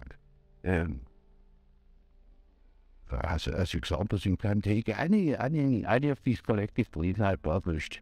Yeah, there are plenty. I've heard of none, but I cannot think there's number or suitable example, to make it clear. I should tell a long story. Then you see where it applies, or otherwise it makes no sense, and when something short. I agree with that case of that intuitive girl. When suddenly came out with the statement that she has a back snake in. Well, that is a protecting symbol. That is not an individual fantasy. That is a collective fantasy. I cannot practice. That is well in India. Well, see, she had nothing to do with India, but we have it too. It is a similar human. But it's entirely unknown. That even the person who thought perhaps she's facing. But she was only highly intuitive. And it is in India, and it is the invasion of the infinite of the system of competition. This is Kundalini. Kundalini serpent, I think, you see? And that is something men can feel especially. Generally, it's not known that we have a certain in the woman. But that is a collective thing. That is a collective thing. A collective fantasy. Now, in day-to-day living, the individual, is it possible that things that trouble him and cause tension that he represses? Now, these things that he represses will become part of the personal consciousness. Part of personal consciousness. He doesn't think that consciously always. These things disappear. They disappear, and Freud explains that by an act of repression. But you can prove that these things never have been conscious before. They simply don't appear. I don't know why they don't appear. Of course, you can say, when it comes up, you say, that is why they didn't appear, because they were evil, compatible in the social union, with the social attitude. I see. But that is afterwards. You couldn't predict it. So you see, these things that have an emotional tone, they are actually autonomous. So that they can appear and they can believe but they not appear. They can disappear at the wish, nothing of the subject, but of their own. But if you have a kind of depression, but it isn't so the same as with the projections. For instance, people say, one makes projections. It's nonsense, for doesn't make them, one finds them. And everything is there, because the virtues past is he of not virtues, but therefore is virtue. In my brother. I see the beam of my eye as a splinter in my brother's eye. I see. That is the idea, because I have a conscious of the beam in my eye. I see. And it projections are not made. And some of these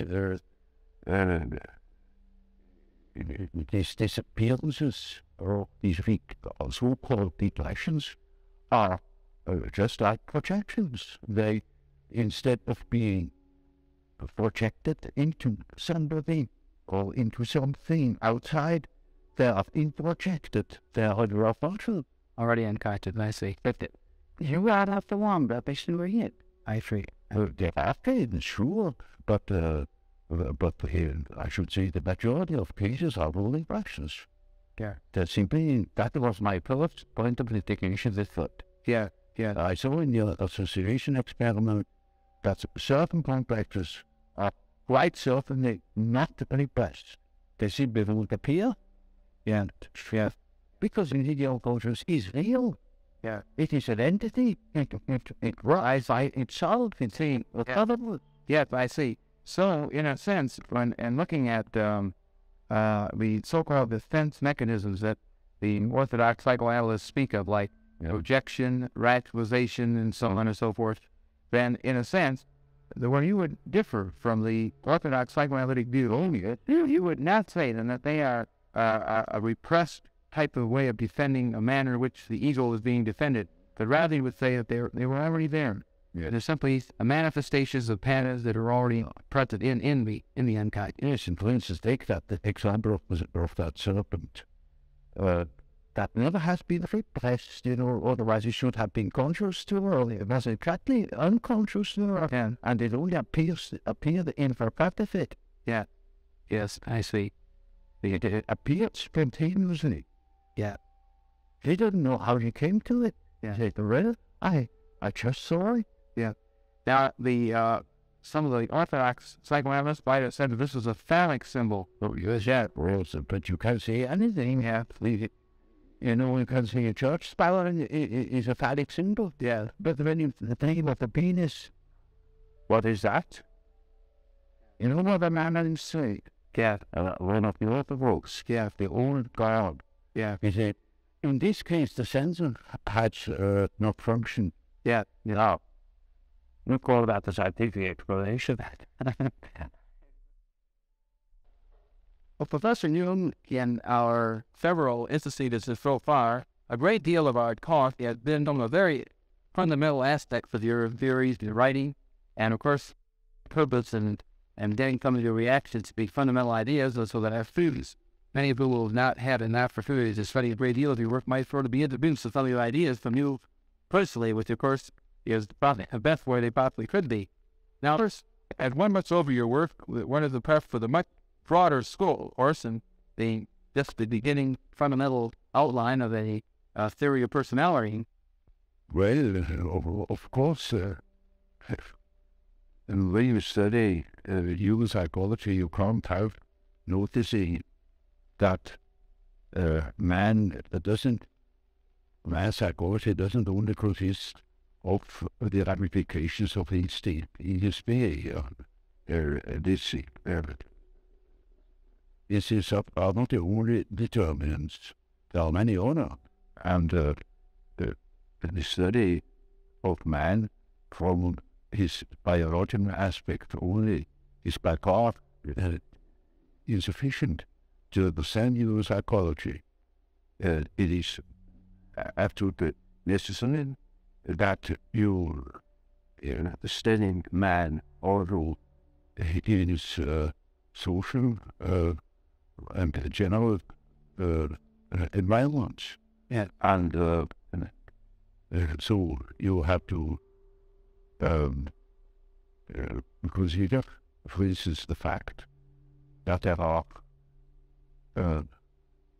different kinds of society, different kinds of nations, different traditions, and to that purpose, it is absolutely necessary that one treats the problem of the human psyche from many standpoints, and which is a most considerable task, naturally. Thus, when I, after my association experiments, when I realized that there is obviously an unconscious, the question arose, now, what is this unconscious? Does it consist merely of rests, of remnants of conscious activities? Or are there these that are practically forever unconscious? In other words, is the unconscious a factor in itself? And I soon came to the conclusion that the unconscious must be a factor in itself, because I observed time and again that, for instance, the people's dreams or schizophrenic patients, delusions, faculties contain the motives which they couldn't possibly have acquired in our surroundings. This depends upon the fact that the child is not born tabula rasa, but it is a definite mixture of or combination of genes. And the gene, although the genes seem to contain chiefly dynamic factors, arrangeur of a certain behavior, they have a tremendous importance also for the arrangement of the psyche. The psyche too, in as much as it appears naturally, the field it appears you cannot study it, but in as much as it appears, it has certain qualities, it has a certain character, and that needs must depend upon the elements being in the chart. So, factors determining human behavior are well with the child, and it determine its further development. Now that is one side of the picture. The other side of the picture is the individual is in connection with others, in certain definite surroundings that will influence the dynamic combination of qualities. And that is now also a very complicated factor, because the environmental influences are not really personal. There are an element of objective factors, the general social conditions, laws, convictions, ways of looking at things, of dealing with things. Now, these things are not often arbitrary character. They are historical. There are historical reasons why things are so. And as there are historical reasons for the qualities of the psyche that is formed, there is such a thing as the history of man's evolution in the past years. And that shows that a real understanding of the psyche must consist in the elucidation of the history of the human race, history of the mind, for instance, and of the biological, biological data. So when I wrote my first book concerning the psychology of young cultures, I already had formed a certain idea of the nature of the unconscious. To me, it was then a living remnant of the original history of man in his surroundings. A very complicated picture. First, you brought up many very interesting and provocative ideas here, as you have, of course, in your many thousands of pages of writing your written work. And, of course, running through all your work, there are many of these ideas in the personal unconscious, the race unconscious, the self, the ego, the persona, the energy principles, such as we mentioned, entropy and equivalence and so on. In a sense, the first and second law of thermodynamics, I believe that you suggest or allude to. And now, in trying to look at the whole person, of course, one is struck that if you are trying hard to look at the whole person, if you don't want to look at the little parts of this person, but feel there's sort of a total future realization of the whole, that may be very important. That you talk, for example, about a process of individuation, how this person emerges, if I'm not mistaken. Would you like to comment a little bit upon this process of individuation, this process, how these factors move toward a whole, a totality, Well, that's something quite simple. Because we even take an acorn, yes, put it into the ground, it grows and it becomes an oak. Yes. That is man. Yes.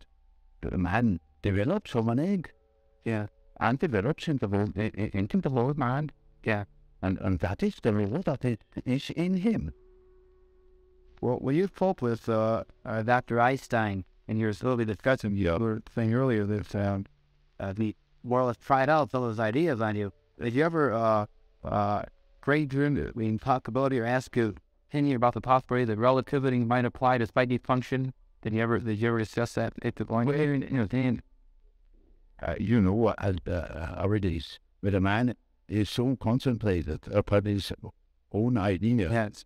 When he is a mathematician, yeah, on top of everything, then you are not welcome. Well, you spoke with Dr. Einstein, and you were slowly discussing the thing earlier that he more or less tried out some of his ideas on you. Did you ever grade the possibility or ask you opinion about the possibility that relativity might apply to spiky function? Did you ever discuss that at the point? Well, already is but a man is so concentrated upon his own idea. Yes. And when he is a mathematician, yeah, on top of everything, then you are not welcome. Yes, that's right.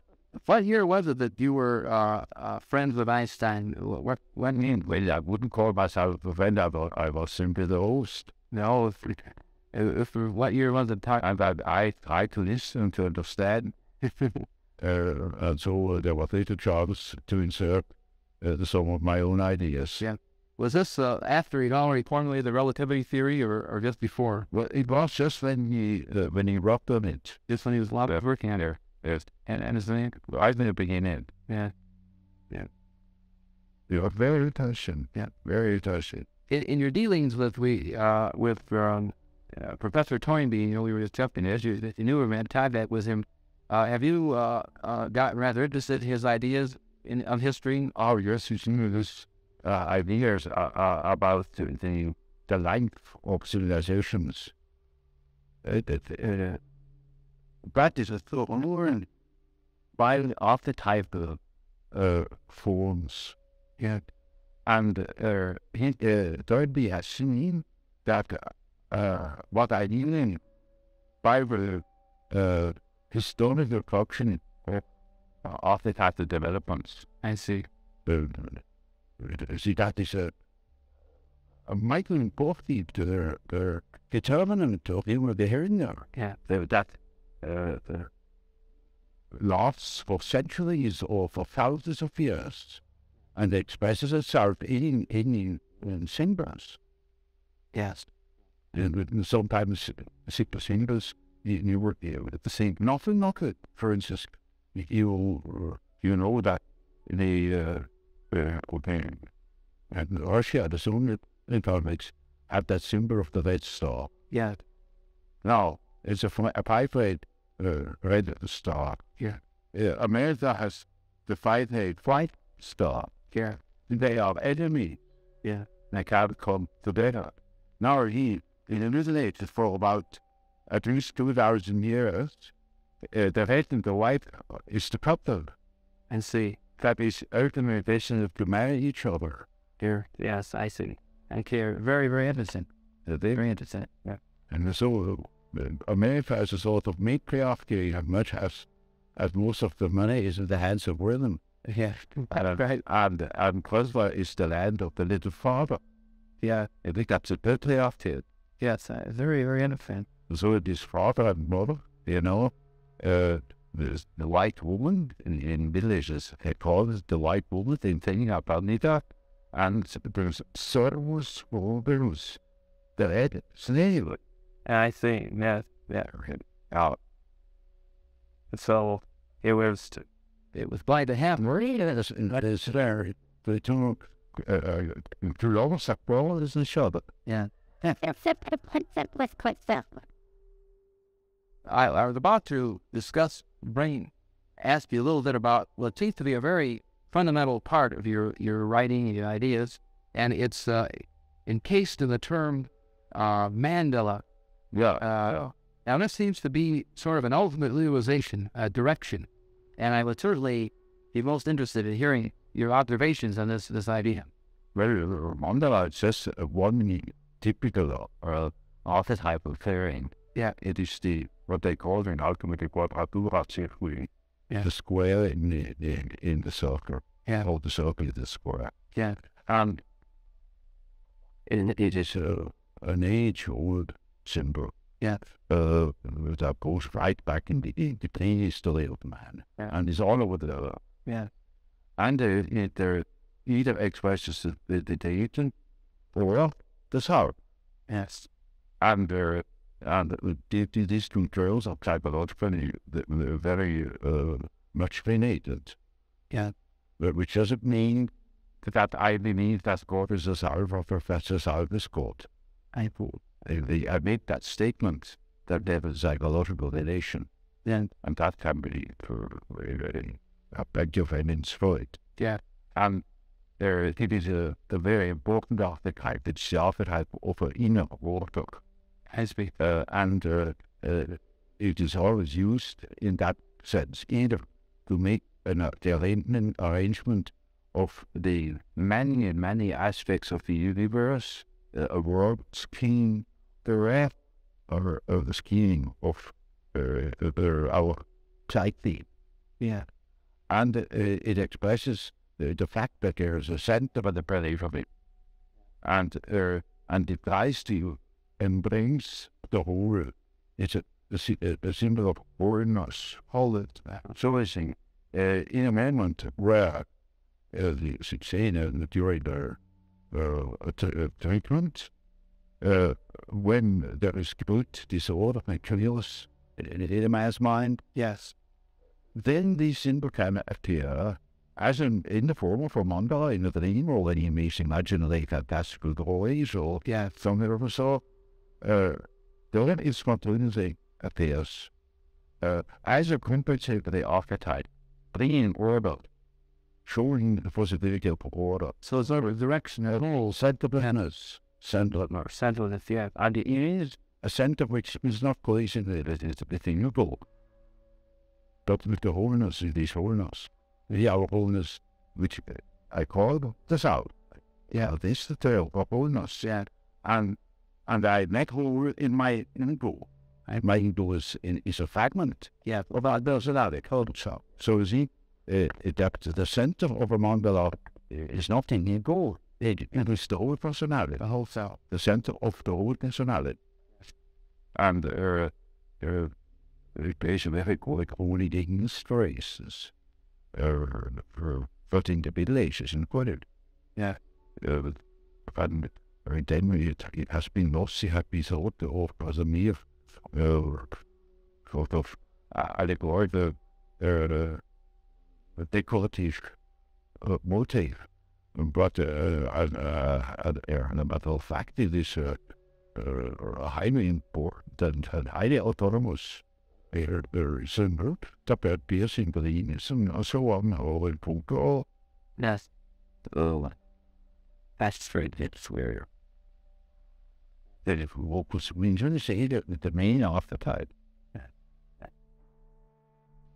Now, in speaking of this totality, you refuse to say or unifying the self, and of course, if you suggest that here there's the mandala, is this very important archetype symbolizing this balance, I believe, is alluded to here is. Of course, sometimes we try in psychology to start from whatever totality does exist in the individual and try to sort of look into underlying motivation. And we have recently used a great deal of certain type of testing that we call predictive tests. And as you've already suggested, and we all know, of course, very well, that you certainly played a major role in developing this point of view with your word association method. And of course, to a great degree, another very interesting development, of course, is on 1922, Herman Rorschach developed his ink blot or Rorschach test. Now, first of all, to even talk a little bit more about word association words, we talked a little bit about it already. We've heard the comments on it. Would you like to, if we could here, Fred, get into it in a little bit more detail? Now, first of all, what are the ingredients of the word association test? What is involved in the use of it? You mean the practice? Yes, the measurable use of it, yes. When you see, is it in the beginning, when I was a young man, of course, I was completely disoriented with this patience. I didn't know where to begin or what to say. Yeah. And the association around has given me the chance to offer accents to their cultures. Yeah. I learned about the things that did not tell me. Yeah. And I brought a deep insight into the things they did not know. Yeah. And they discover whether they need. Now, would you say that from responses, and as you say, complexes, is sort of a myriad of across the bin? Most of this word complex, I know it is the left originator, if you rewind me now. Indeed. You know, they give this the complex, that is, Yeah. Now, do you head from these complexes or emotional blocks have you uncovered as you administer this test to get at materials of the personal unconscious or the racial unconscious or all of the factors instead of it? You know, in the beginning, there was no question about reproductive component and as like that. It is, and chiefly, the ordinary personal contact. Yeah, I see. You weren't expecting to get it like that. There are many among hundreds of complex associations. There might appear that an archetype of element, but that wouldn't show nothing for it. Yeah. Yes. Now that was also important. You know, it is like a workshop, so it's visual orientation. Yeah. You knew for the workshop, did you not? No, yes, circumvented me as much as possible. Yeah. But did you get to know him furtherly? No, you did not. I did not. Absolutely. Yeah. No. And here's intro tense of next tenses ideas, of course, and he taught you a great deal about your introversion, extroversion ideas, and I was an author because I had first started to see if that is unpopulable. Bro, you really didn't have any personal contact with work doc? No consolidation and growth. No, I see. Are you familiar with this test? Have you seen this test, the work doc test? Yes, I know it. Yes. But I never applied it. You never applied it, because later on, of course, I didn't apply the association test anymore because it wasn't necessary. Yeah. I learned what I had to learn, and but for the exact examination of psychic reactions, I did with this really accurate means. Yes, yeah. Well, we do say, for example, there's the practicing psychiatrist, the clinical psychologist, or the practicing psychiatrist could use the projective tests like the ranges for the education of the psychologists. Yes. The practical psychology, yes, meant to do actual work with the people. Yeah, I think the best things to make them see how their control works. That's right. The projective test it's easily didactic. I see. Then can demonstrate the repression or the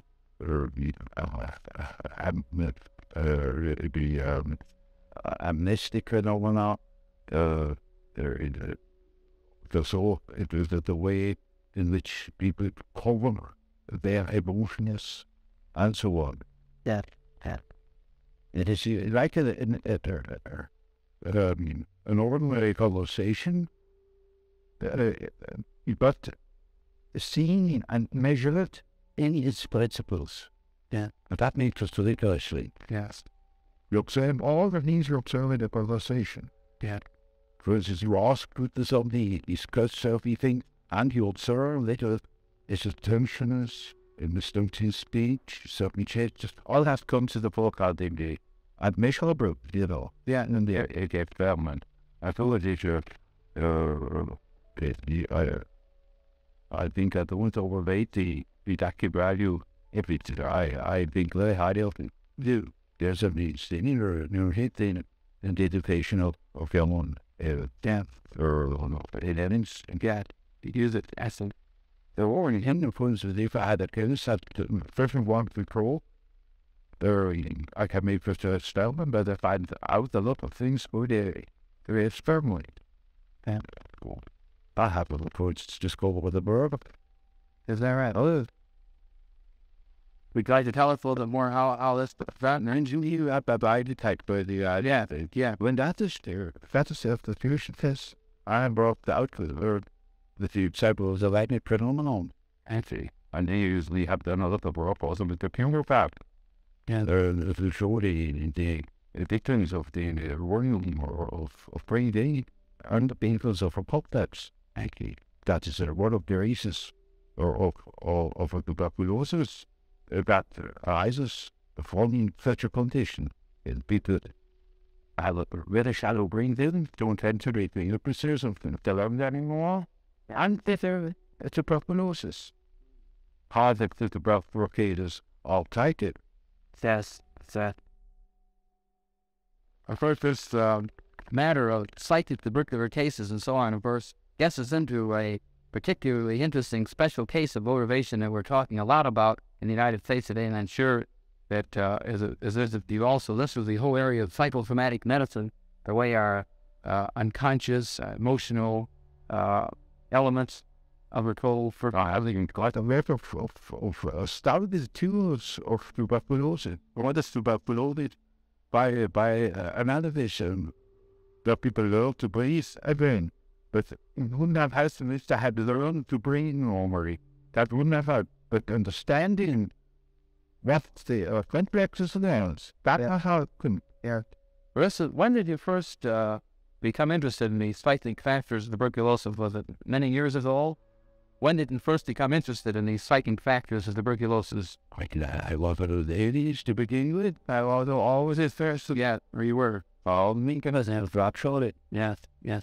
Now, first, wasn't a little because I was a solid, don't think. Yeah. Well, I noticed that there was a solid. Yeah. Now, the point that this links to very logically the point I felt making a moment ago, I was sorry to interrupt you.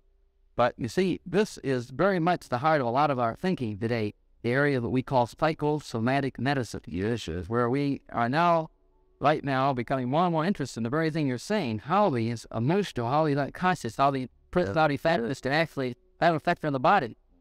And, of course, the classic examples in the United States in the past have been, for example, the peptic ulcer, where they believe this is the case of where these emotional factors that actually created pathology in the body.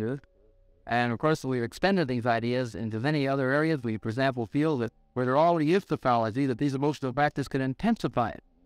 Not only can it create it, but it can intensify existing pathology. Or sometimes there may be actually symptoms of pathology without the patterns. Now, for example, many of our physicians, or as you say, alienists in America, say that 60 or 70% of their patients are not individuals who have anything that really physically is wrong with them, but they have disorders that are of psychosomatic origin. Yeah, that's the way to know. Well, yeah, known since more than 50 years. Yeah. But the question is how to cure them.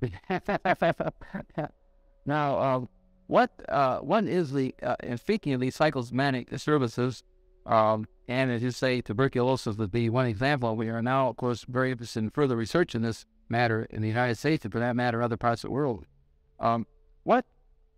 Do you have any ideas as to why the patient selects this type of symptom for a problem? Why does he show his problem? He doesn't select. He doesn't act for them. They have recurrent. Now, you could ask questions and you are eaten by a crocodile. How you happen to select that crocodile? Yeah. He hasn't selected you. Yeah. Now, of course, to me, in a sense that unconsciously, why you're selected, no one does even know. Yeah. You don't believe that there's any way of tracing in the personality of the individual a reason why it was not. Is he that is an extraordinary exaggeration of the importance of the subject, I see. as if he were choosing such things. Even unconscious, but about everything. Yes, even unconscious when you're yeah, I see. I see. Now, in the whole matter of psychosomatic medicine, they have now, for example, very recently hinted that cancer may have psychosomatic involvement. Number one, this doesn't surprise you that We know it is since only in the whole and early that 50 years ago, we already had these cases, the out of the stomach tuberculosis, chronic arthritis, skin diseases. yes, All type of under certain conditions. yeah, and even cancer. The fact that cancer may have a Well, you see, I couldn't swear. But I have seen occasions where I thought now I should wonder whether there was not a psychogenic reason for that particular head. It came to synchronicity. Who could be in here? yeah. And so some of the studies that, for example, in the United States show that, for example, Jewish women practically never get cancer in the vaginal regions. We're more often to get cancer, say, in the breast region, as one example. Yes. And many things can be found out about cancer, I'm sure. Is it to us, it was always a question how to keep breaking safe. And anything is possible. Any disease has a psychological accompaniment. yeah, And it all depends, perhaps life depends upon it, whether you think to such a patient psychologically the properly or not. yeah, That can help tremendously. yeah, Even if you cannot prove in the least that the disease itself is practically. yeah, Well, you can have an infectious disease in a certain moment of a psychic or ailment or predicament. yeah, Because you are particularly accessible to an infection. yeah, For the angina, this is such a typical psychological disease. yeah, yeah, And yet it is a psychological in its physical causation. yeah, yeah, It's just infection. But why then? When it was the psychological moment. yes, And when it is established and there's high feel and an abscess, you cannot cure it by psychology. yeah, Yet it is quite possible that you can avoid it by the technical psychological attitude. yes. So all this interest in psychosomatic medicine is pretty old stuff to you. You have no idea of all these things. Things that I've known here long ago. Yeah, yeah. And so you're not at all surprised by the new developments. For instance, with the toxic aspect of schizophrenia. Yes, I had published it 50 years ago. yeah, Just 50 years ago. Yeah, and now when what discovers it. yeah, I think we are far ahead in America with technological things, but in psychological matters and such things, not 15 years back. yes. And you didn't know that family. Because the fact that I'm sorry with you, I don't want the general collective statement. We simply are not yet aware of what there is. Yeah, And there are plenty more things, even than people have an idea of. I told you that there is a factor in even who didn't even in the way I was member one, so there was an operation. You see, anything you say that I'm a mystic, it's just an idiot. well, It doesn't understand the first word of psychology.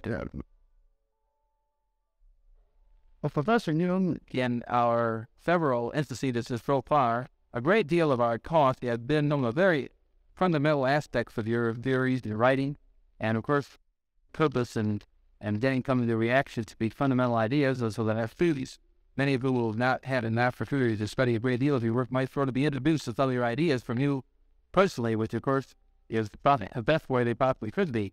Now, this, as one looks over your work, one is impressed for the much broader scope, of course, and just the beginning fundamental outline of any theory of personality. Well, of course, in the way you study human psychology, you can't help noticing that man psychology doesn't only consist of the ramifications of his behavior. This is are not the only determinants. There are many other, and the study of man from his biological aspect only is by far insufficient to understand human psychology. It is absolutely necessary that you study man also in his social and general environment. Yeah. And so you have to consider, for instance, the fact that there are different kinds of society, different kinds of nations, different traditions, and to that purpose it is absolutely necessary that one treats the problem of the human psyche from many standpoints. And which is a most considerable task, naturally. Thus, when I, after my association experiments, when I realized that there is obviously an unconscious, the question now was, now, what is this unconscious? Does it consist merely of rests, of remnants of conscious activities? Or are there things that are practically forever unconscious? In other words, is the unconscious a factor in itself? And I came to the conclusion that the unconscious must be a factor in itself, because I observed time and again that, for instance, people's dreams or schizophrenic patients' delusional faculties contain the motives which they couldn't possibly have acquired in our surroundings. This depends upon the fact that the child is not born tabula rasa, but it is a definite mixture or combination of genes. And the gene, although the genes seem to contain chiefly dynamic factors of a certain behavior, then have a tremendous importance also for the arrangement of the psyche. The psyche tool, inasmuch as it appears naturally, before it appears you cannot study it, but as much as it appears, it has certain quality, it has a certain character, and that needs must depend upon the elements being in the child. So, the factors determining human behavior are the realm is the child, and determining its further development. Now that is one side of the picture. The other side of the picture is the individual needs in connection with others in certain definite surroundings that may influence the living combination of qualities. And that is now also a very complicated chapter, because the environmental influences are not really personal. There are element of objective factors. The general social conditions, laws, convictions, ways of looking at things, of dealing with things. Now, these things are not thinking about of an arbitrary character. They are historical. There are historical reasons why things are as they are. And as there are historical reasons for the qualities of the psyche that is formed, there is such a thing as the history of the man's evolution in the past years. And that shows that a real understanding of the psyche must consist in the elucidation of the history of the human race, the history of the mind, for instance, as of the biological faculty, the biological doctor. So when I wrote my first book concerning the psychology of the unconscious, I already had formed a certain idea of the nature of the unconscious.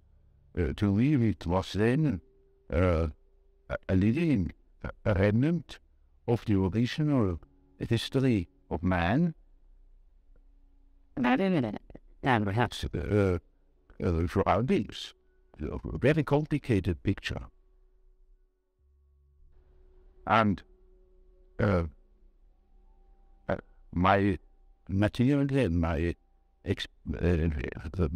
empirical material was formed chiefly by eugenetic, by the cases of schizophrenia.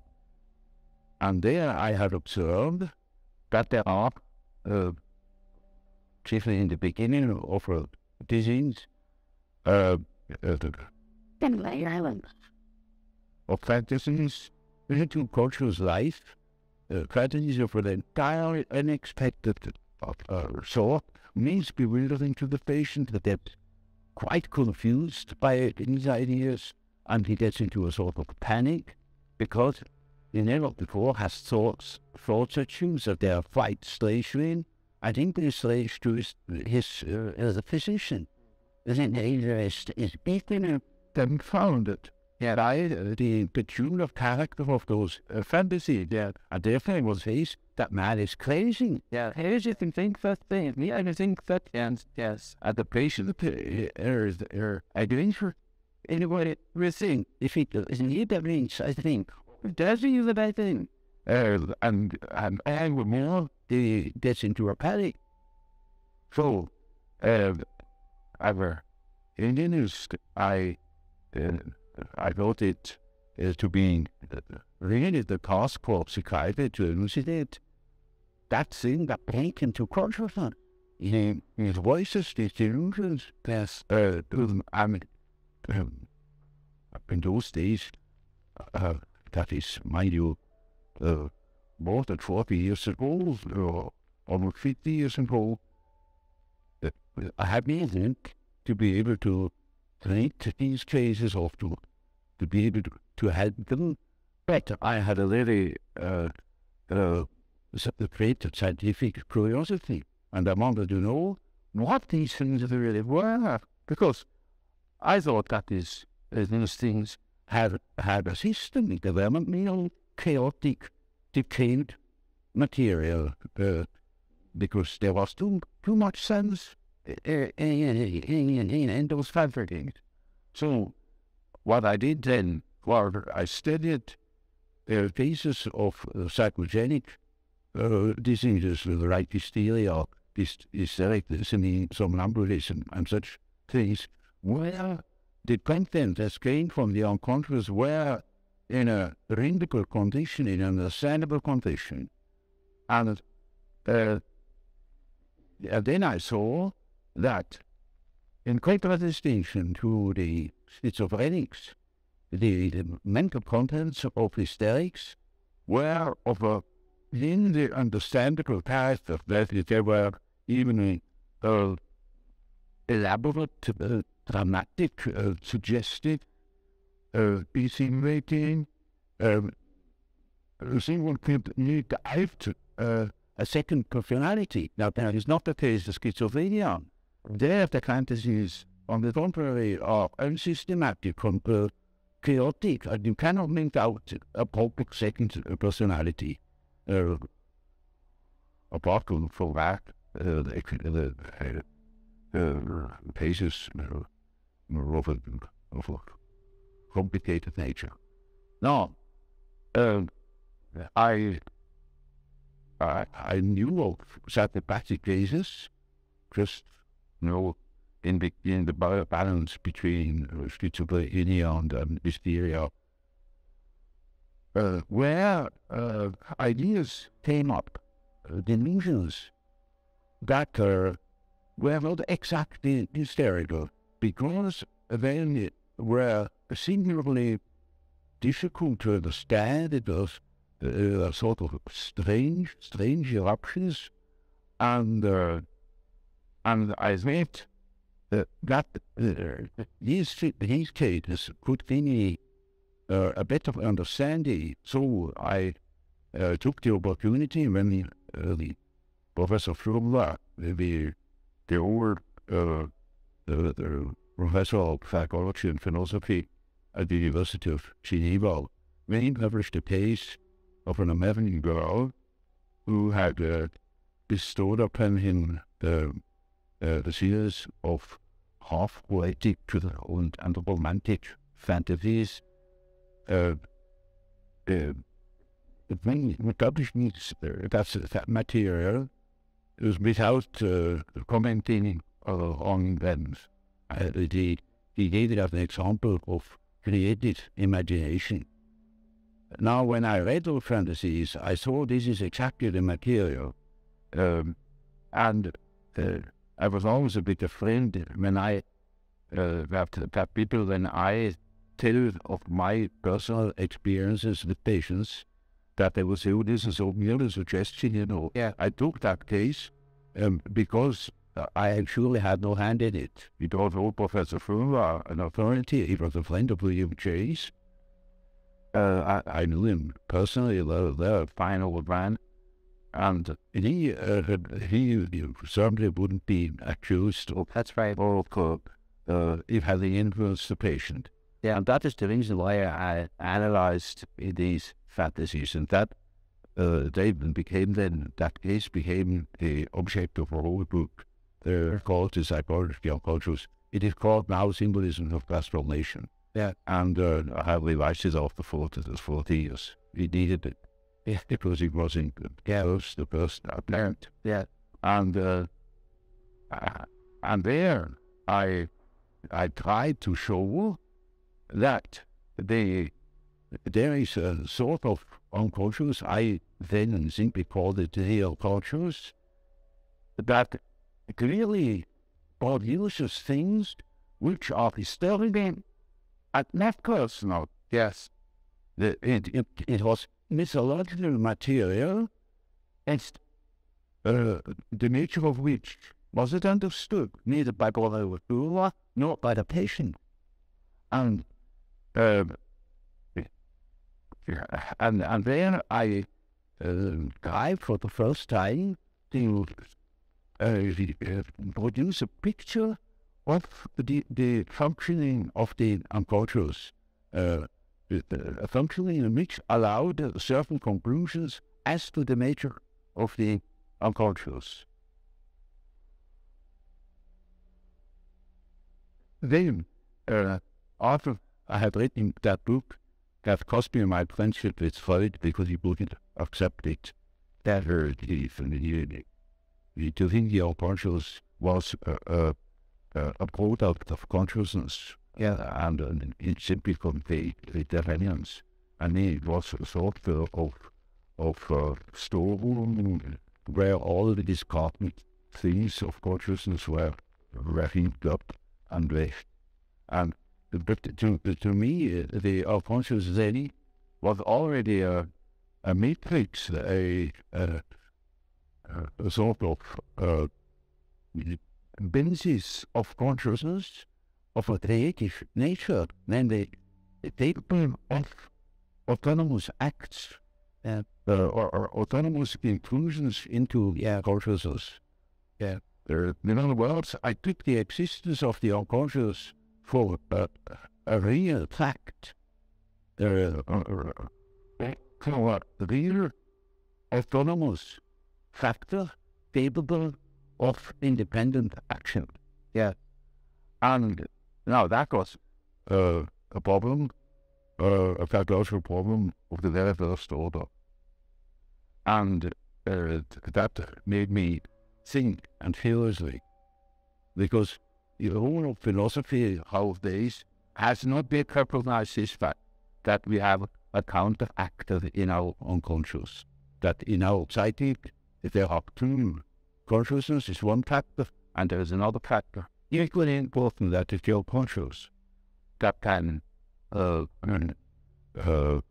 interfere with consciousness on any tiny basis.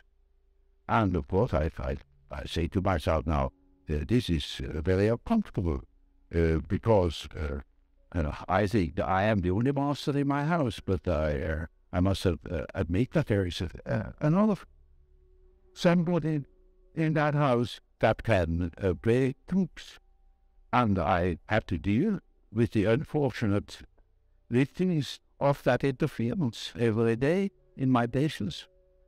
So the next thing I wrote was in 1918, namely a disquisition about the relations between the ego and the unconscious, where I tried to formulate the experiences that are more or less regularly observable in cases where consciousness is exposed to unconscious data, or interferences or intrusions, where the unconscious is considered as an autonomous factor that has to be taken seriously. Doesn't say anymore or undervalue the unconscious by assuming it is nothing but a discarded remnant of consciousness. It is a factor in its own dignity, and the very important factor, because it can create the most horrible disturbances. Now, when that was a pamphlet I wrote, it was published in French, and nobody understood it.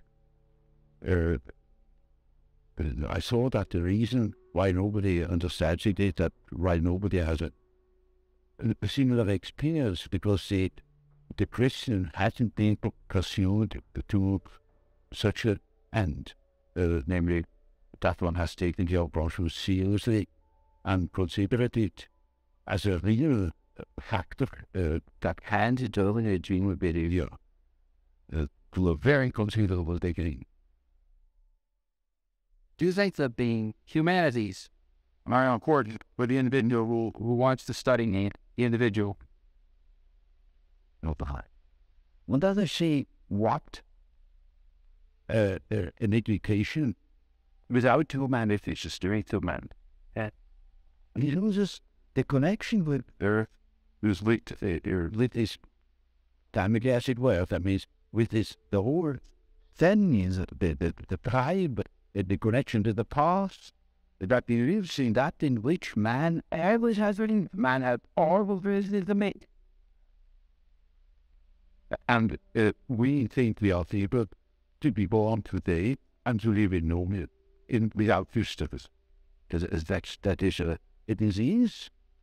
That's absolutely abnormal, because man is not then every day, these race born in the city installed for city with the specific installed with qualities, and therefore he is only complete when he has a relating to leading feet. It's just a digital form without eyes and ears. When you are growing up with no connection with the past. From with the sample of natural science, clearly no connection with the past, with them right about. Yeah. And that is a mutilation of the human being. Now I saw, back to the idea that there isn't this kind of butching being had a most extraordinary therapeutic effects. I tell you that your case about a young Jewish girl, and she, the father was a house, a baker, and she had received a entirely worldly education. She had no idea of any tradition or so. And then I went further into her history and found out that her grandfather had been a tzaddik in Galicia, and when I knew that, I knew the whole story. That girl suffered from a phobia. The rated phobia has been in a psychological treatment already. The no effect. And she was really very plagued by that phobia. The anxiety stage was also from. And then I saw that Jung has missed the connections of the past, has lost collision. The fact that the grandfather was a tzaddik, that is leading the meat. And her father was out of the too. So I simply told her, you were sad about your fear. You know what to have it all. And it isn't a podcast. I said, your fear is the fear of your life. You know, the effect for that is in a week she was cured from so many years of bad and crisis shows. Because you see that and burning like writing for work. But I only could say it because I knew that he is accepting not. She thought she was in the middle of things, but she was not then. It made no sense. Well, what is our existence, you know, when the object average numbers, you know. The more you make people to average numbers, the more you destroy our society. United States, then as they say, then you better then go to Russia. There's wonderful. There can be a number, but it's not. Well, based very nearly. Our whole life goes to be brave. Okay. And so we had plenty of cases of a similar kind. And that has naturally leading me on to a profound study of the artifact.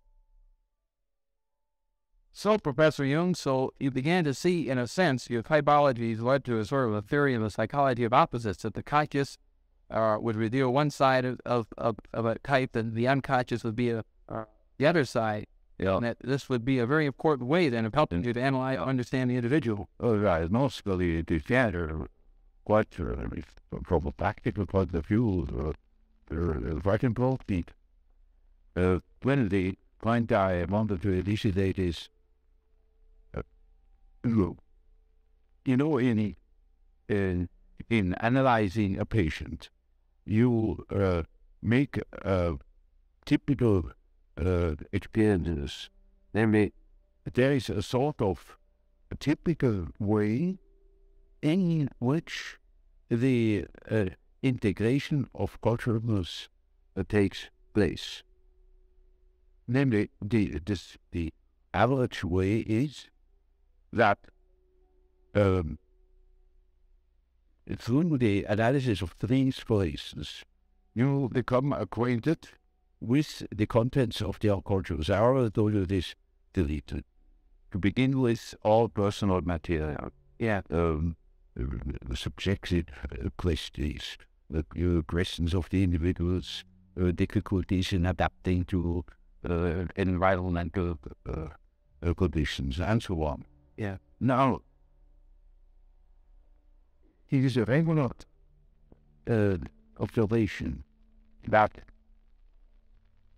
when you talk to an individual, and the individual is shown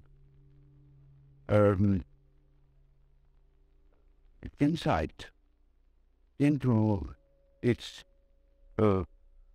inner preoccupations, fears, emotions. In other words, hands over his personal complexes. Then you get slowly and many into the situation of a sort of authority. Yeah. A point of, you become a point of reference. You know, you are in possession of all the important items in a person's development. I remember, for instance, I analyzed a very well-known American politician, and he told me, any amount of the secrets of his trade. And suddenly he jumped up and said, "Thank God, what have I done? You there? No, you get $1 million better for what I have proven now." I was a blow higher. I have no encouragement to it. You can sleep in peace, I shall not betray you. Advocated it within a both night. Now, you think that shows that the things people hand out are not really in everyone thing. When it comes to something important, emotionally important, then they hand out themselves. They hand out a big emotional value, as if they were handing over a large sum, as if they were trusting you with the administration of their estate. Yeah. And they're entirely in your hand. Yeah. Often I hear things that could leave those people actually alone. Or it would give me, if I should have any blackmailing tendencies, unlimited power to the blackmailing. Now, you see, that creates an emotional relationship to the analyst. And that is what Freud called the platform. Yes. Which is a central problem of analytic psychology.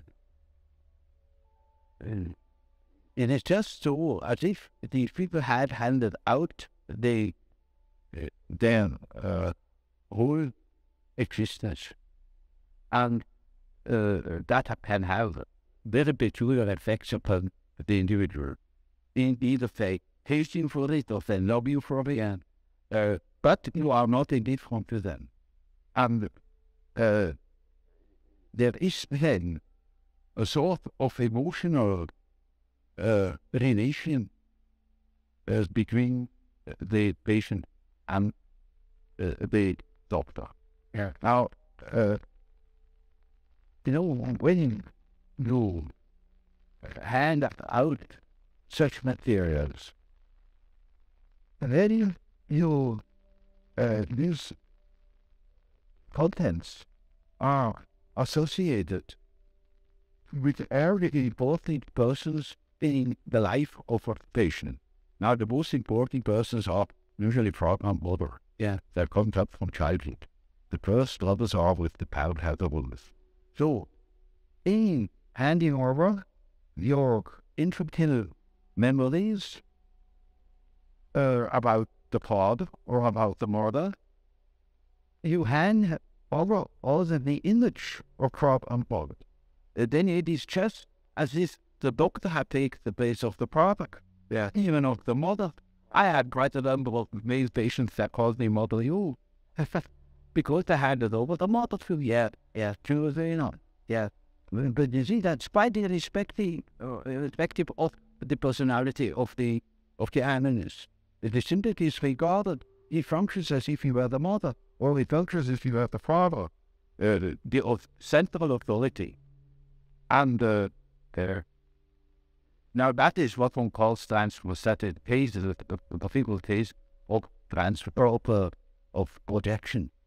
Now, but it doesn't exactly call it projection, he calls it transference. That is an allusion to the old and superstitious idea of handing over a disease, transferring a disease upon an animal, or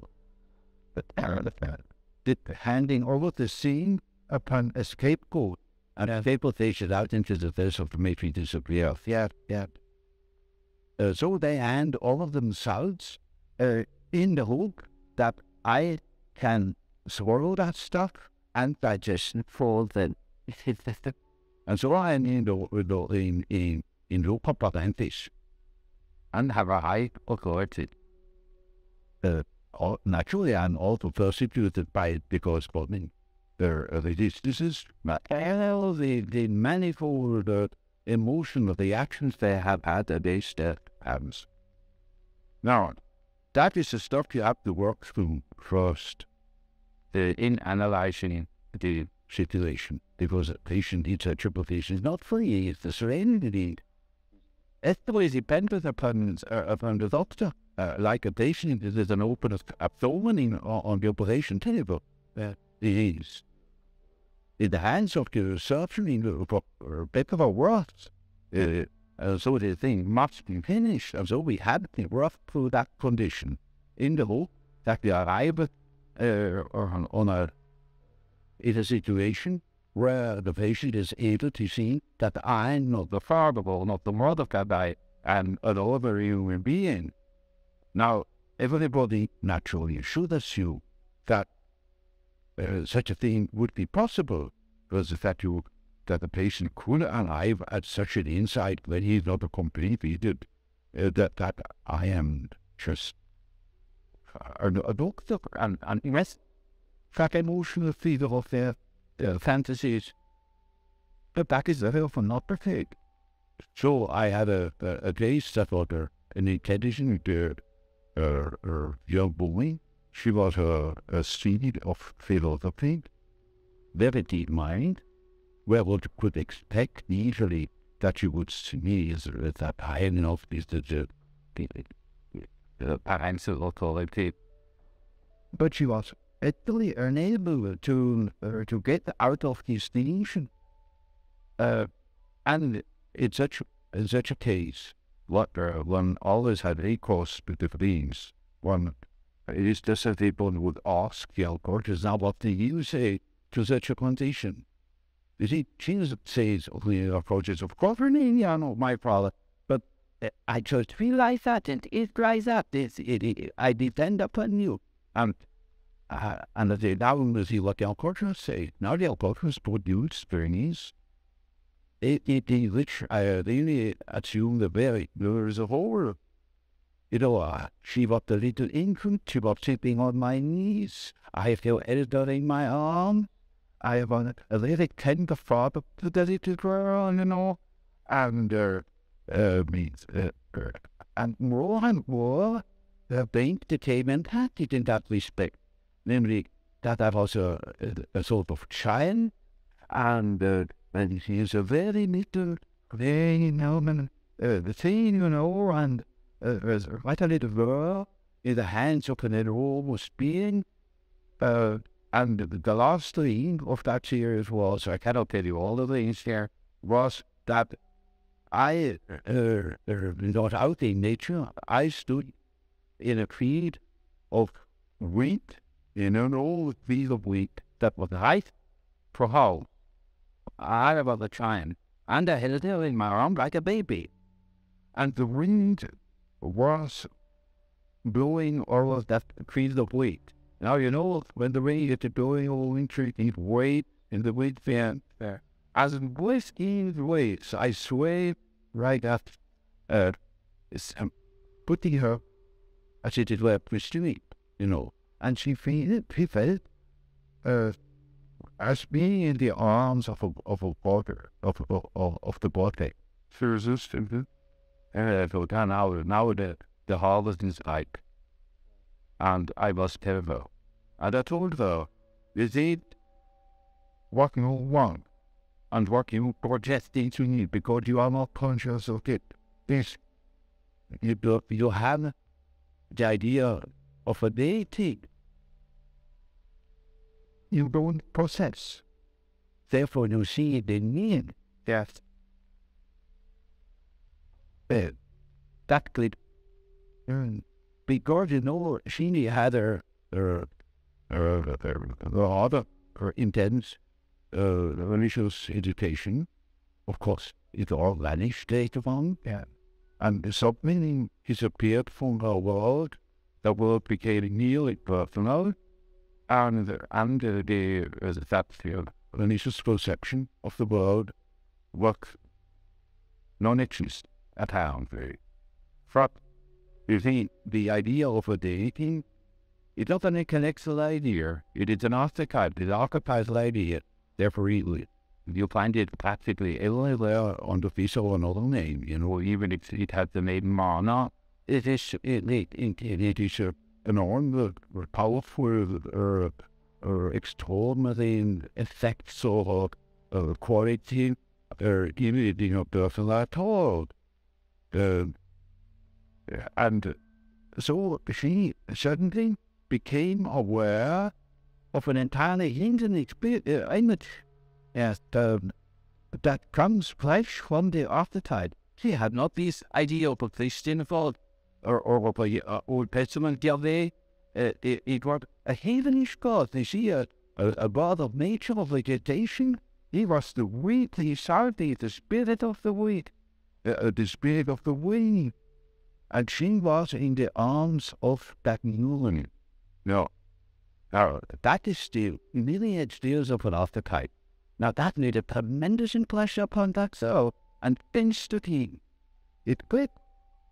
He saw what she really was using, that missing value, that was in the form of a projection in myself and made myself indispensable to her. And then she saw it's not indispensable, because it is as a presentation is in the arms of that archetypal idea. Now that is a numinous set there existence.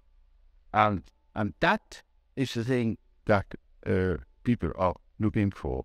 An archetypal experience that which then an incorruptible value.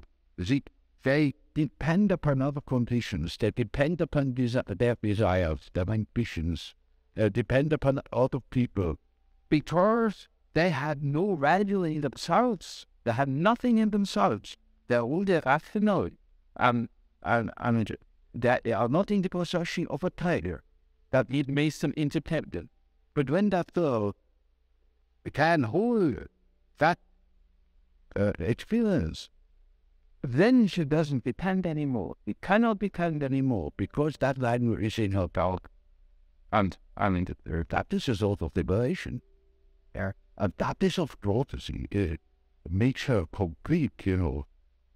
In as much as she can realize such a luminous experience, she was able to continue her path, her way, her individuation. The apron can determine an over, and not a donkey. It's nature will take her course. She will become that which she is from the beginning.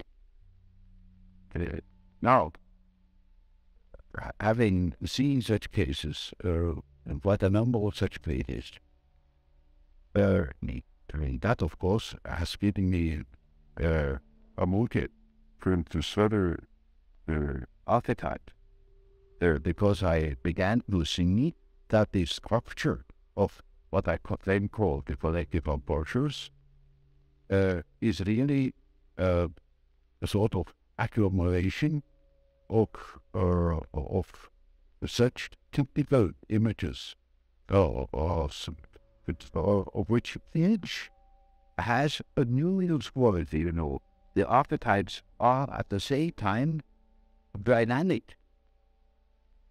They are constitutional images that are not intellectually enriched. They are always there, and they produce certain processes in the unconscious. One could best compare with it. That's the origin of mythology.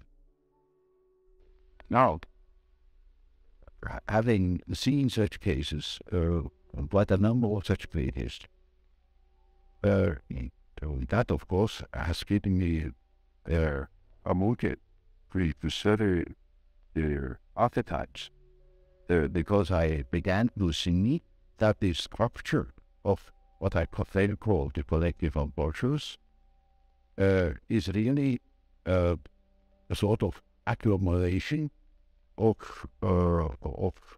such typical images, of which each has a nuanced quality.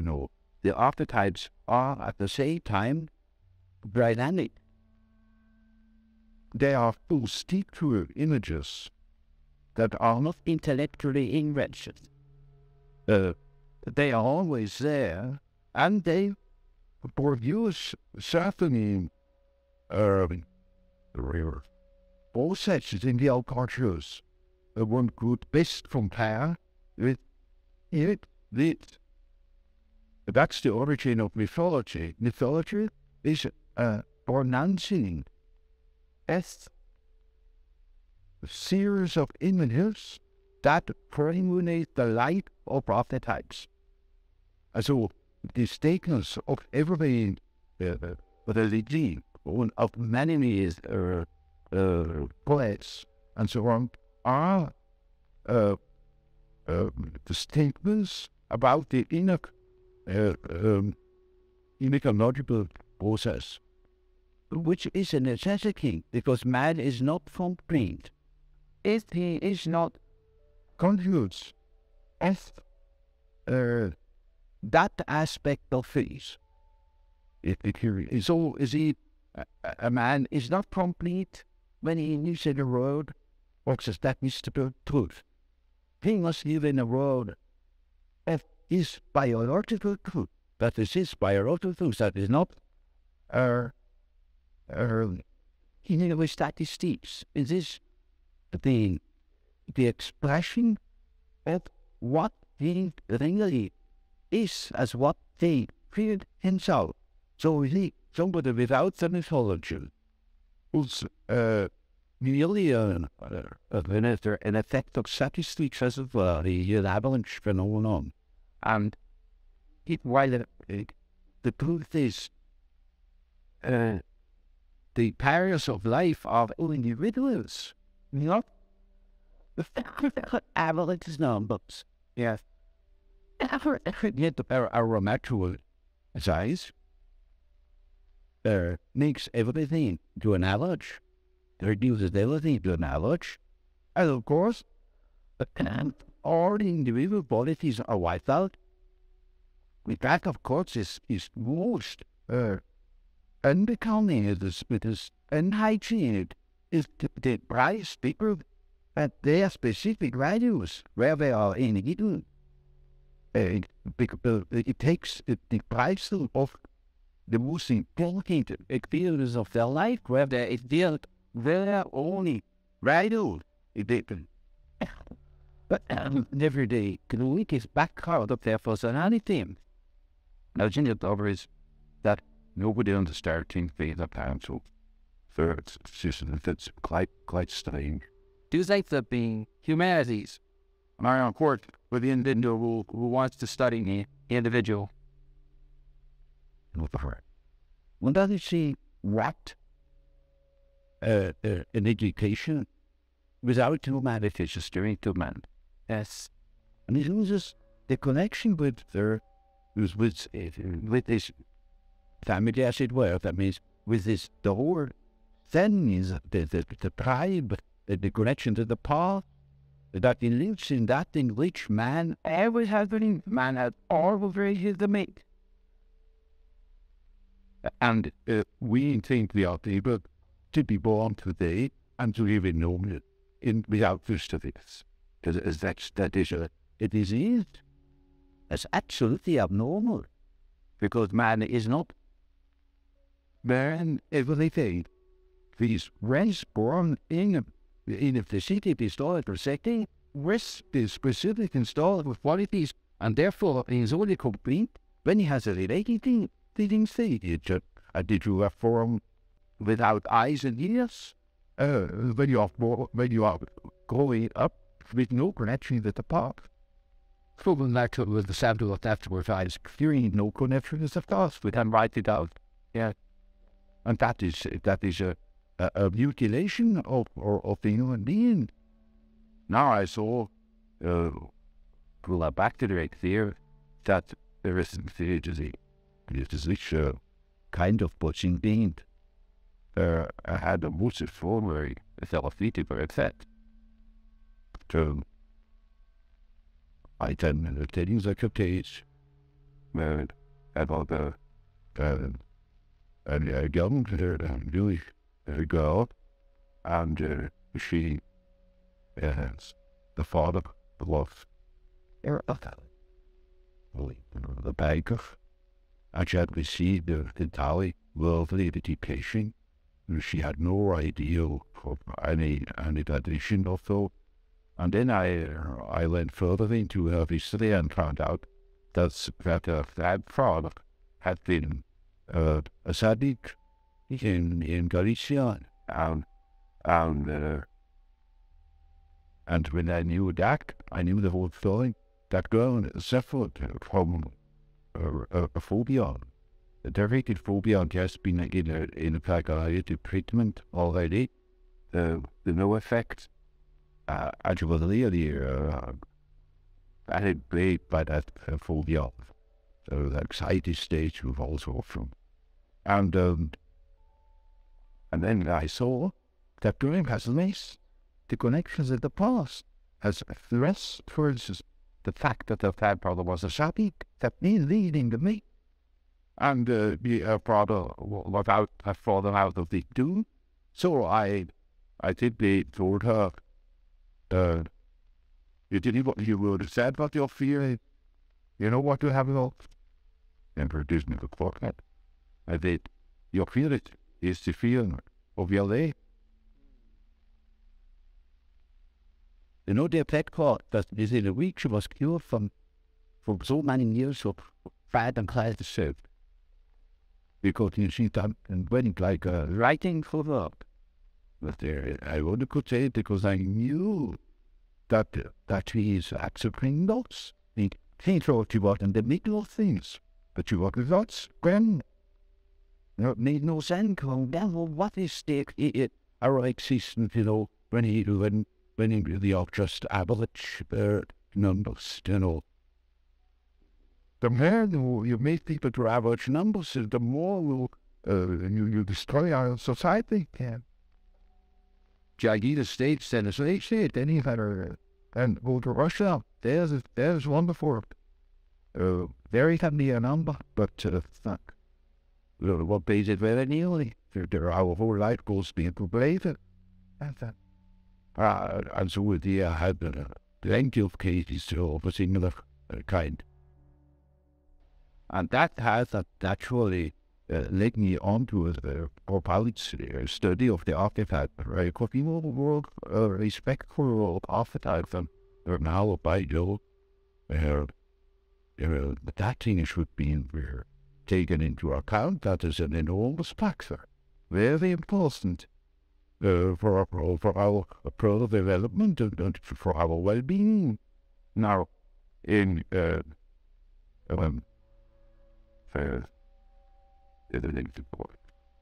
it's just it was so difficult to know where to begin because it is such a membrane extended field, and the next question I asked myself was, now where in the world has anybody been busy with that problem? And I know what it, except a peculiar spiritual movement that when it is together with the beginnings of Christianity and the Gnostic. And that was the first thing I figured that I saw. Many weapons those decisions to the problem a lot of the time. And made a peculiar philosophy of peace. And everyone is looking makes a peculiar philosophy when it comes to culture naively and doesn't know that those are structural elements of the unconscious crisis. Now they have lived there in the first, second, and third century, and what was it? Nothing.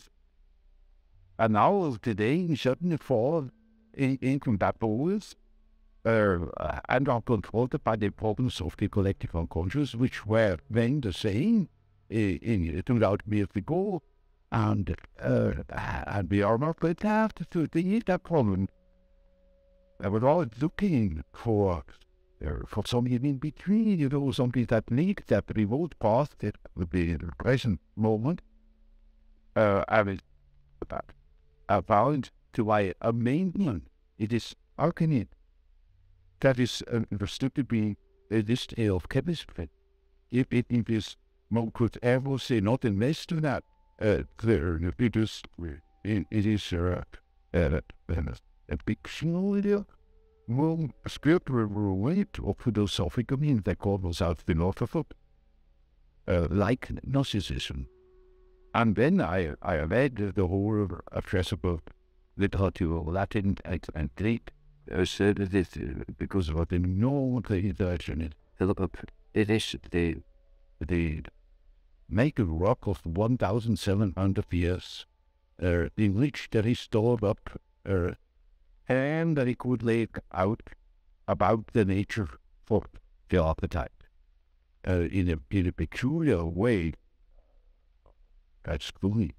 It is not simple, and the worst of the text stuff are not published since the Middle Ages.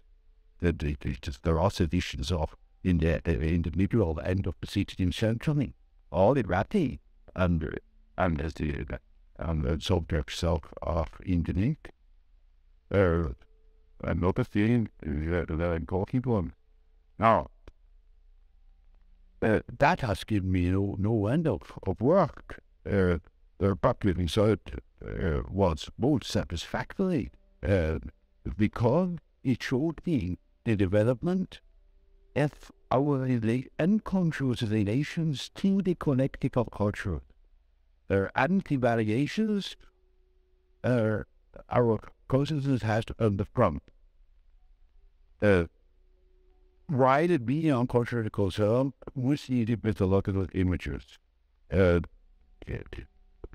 instance, such phenomena as in the of soul, that's the psychical phenomena, and we got to understand these things. In just to show what the epidemic of the typhoid fever, the breaking out, and we say now this is typhoid fever, isn't got the nervous you need. We can take on the enormous dimensions, and nobody knows anything about it. Nobody takes care of the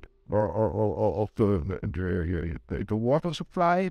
Nobody thinks of examining the meat or something like that. What simply states that consists of phenomenon, yes, but doesn't understand it. And to me, of course, it was an enormous problem, because it is a factor that has to go in the faith of millions of European people and of America. it is a very, nobody can deny happy aspirating influenced by the war. But that is all it of doing, and that's all psychology. Our food is psychology. But more needing come to an understanding of these things when you understand the background. Yeah, planning for which it's placed. Yeah. And so, of course, I cannot tell you in detail about about alchemy. It is indeed the business of our modern way of perceiving things, and therefore it is as if it were right under the threshold of culturism. The gives a wonderful picture of how the development of archetypes, the movement of archetypes looks when you look upon them as if from a wall, maybe from today, and look back into the past, and you see how the present moment has evolved out of the past.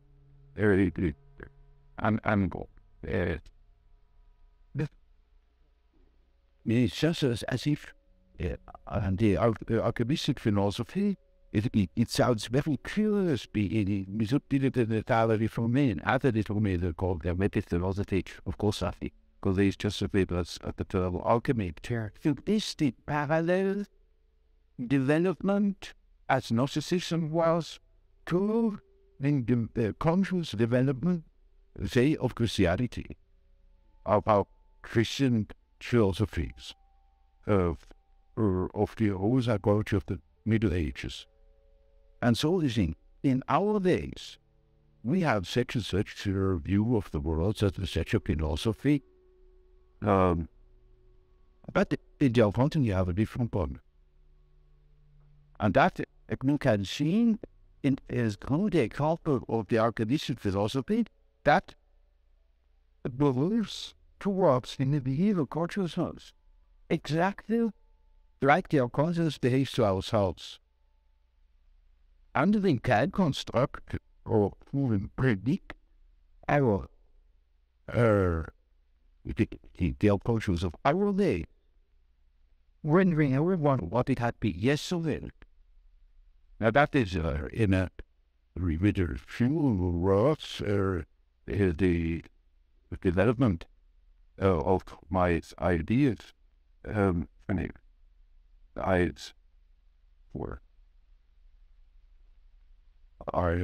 without going into detail, I've for never runs that is great detail elsewhere though, unless you're writing, of course. And we're near there, plus up, so people have seen to read the books by Elliot, inspired both for practice of that also the cerebral freak. And we're having I'm sorry. Thanks for watching. If you enjoyed this video, please like and subscribe for more.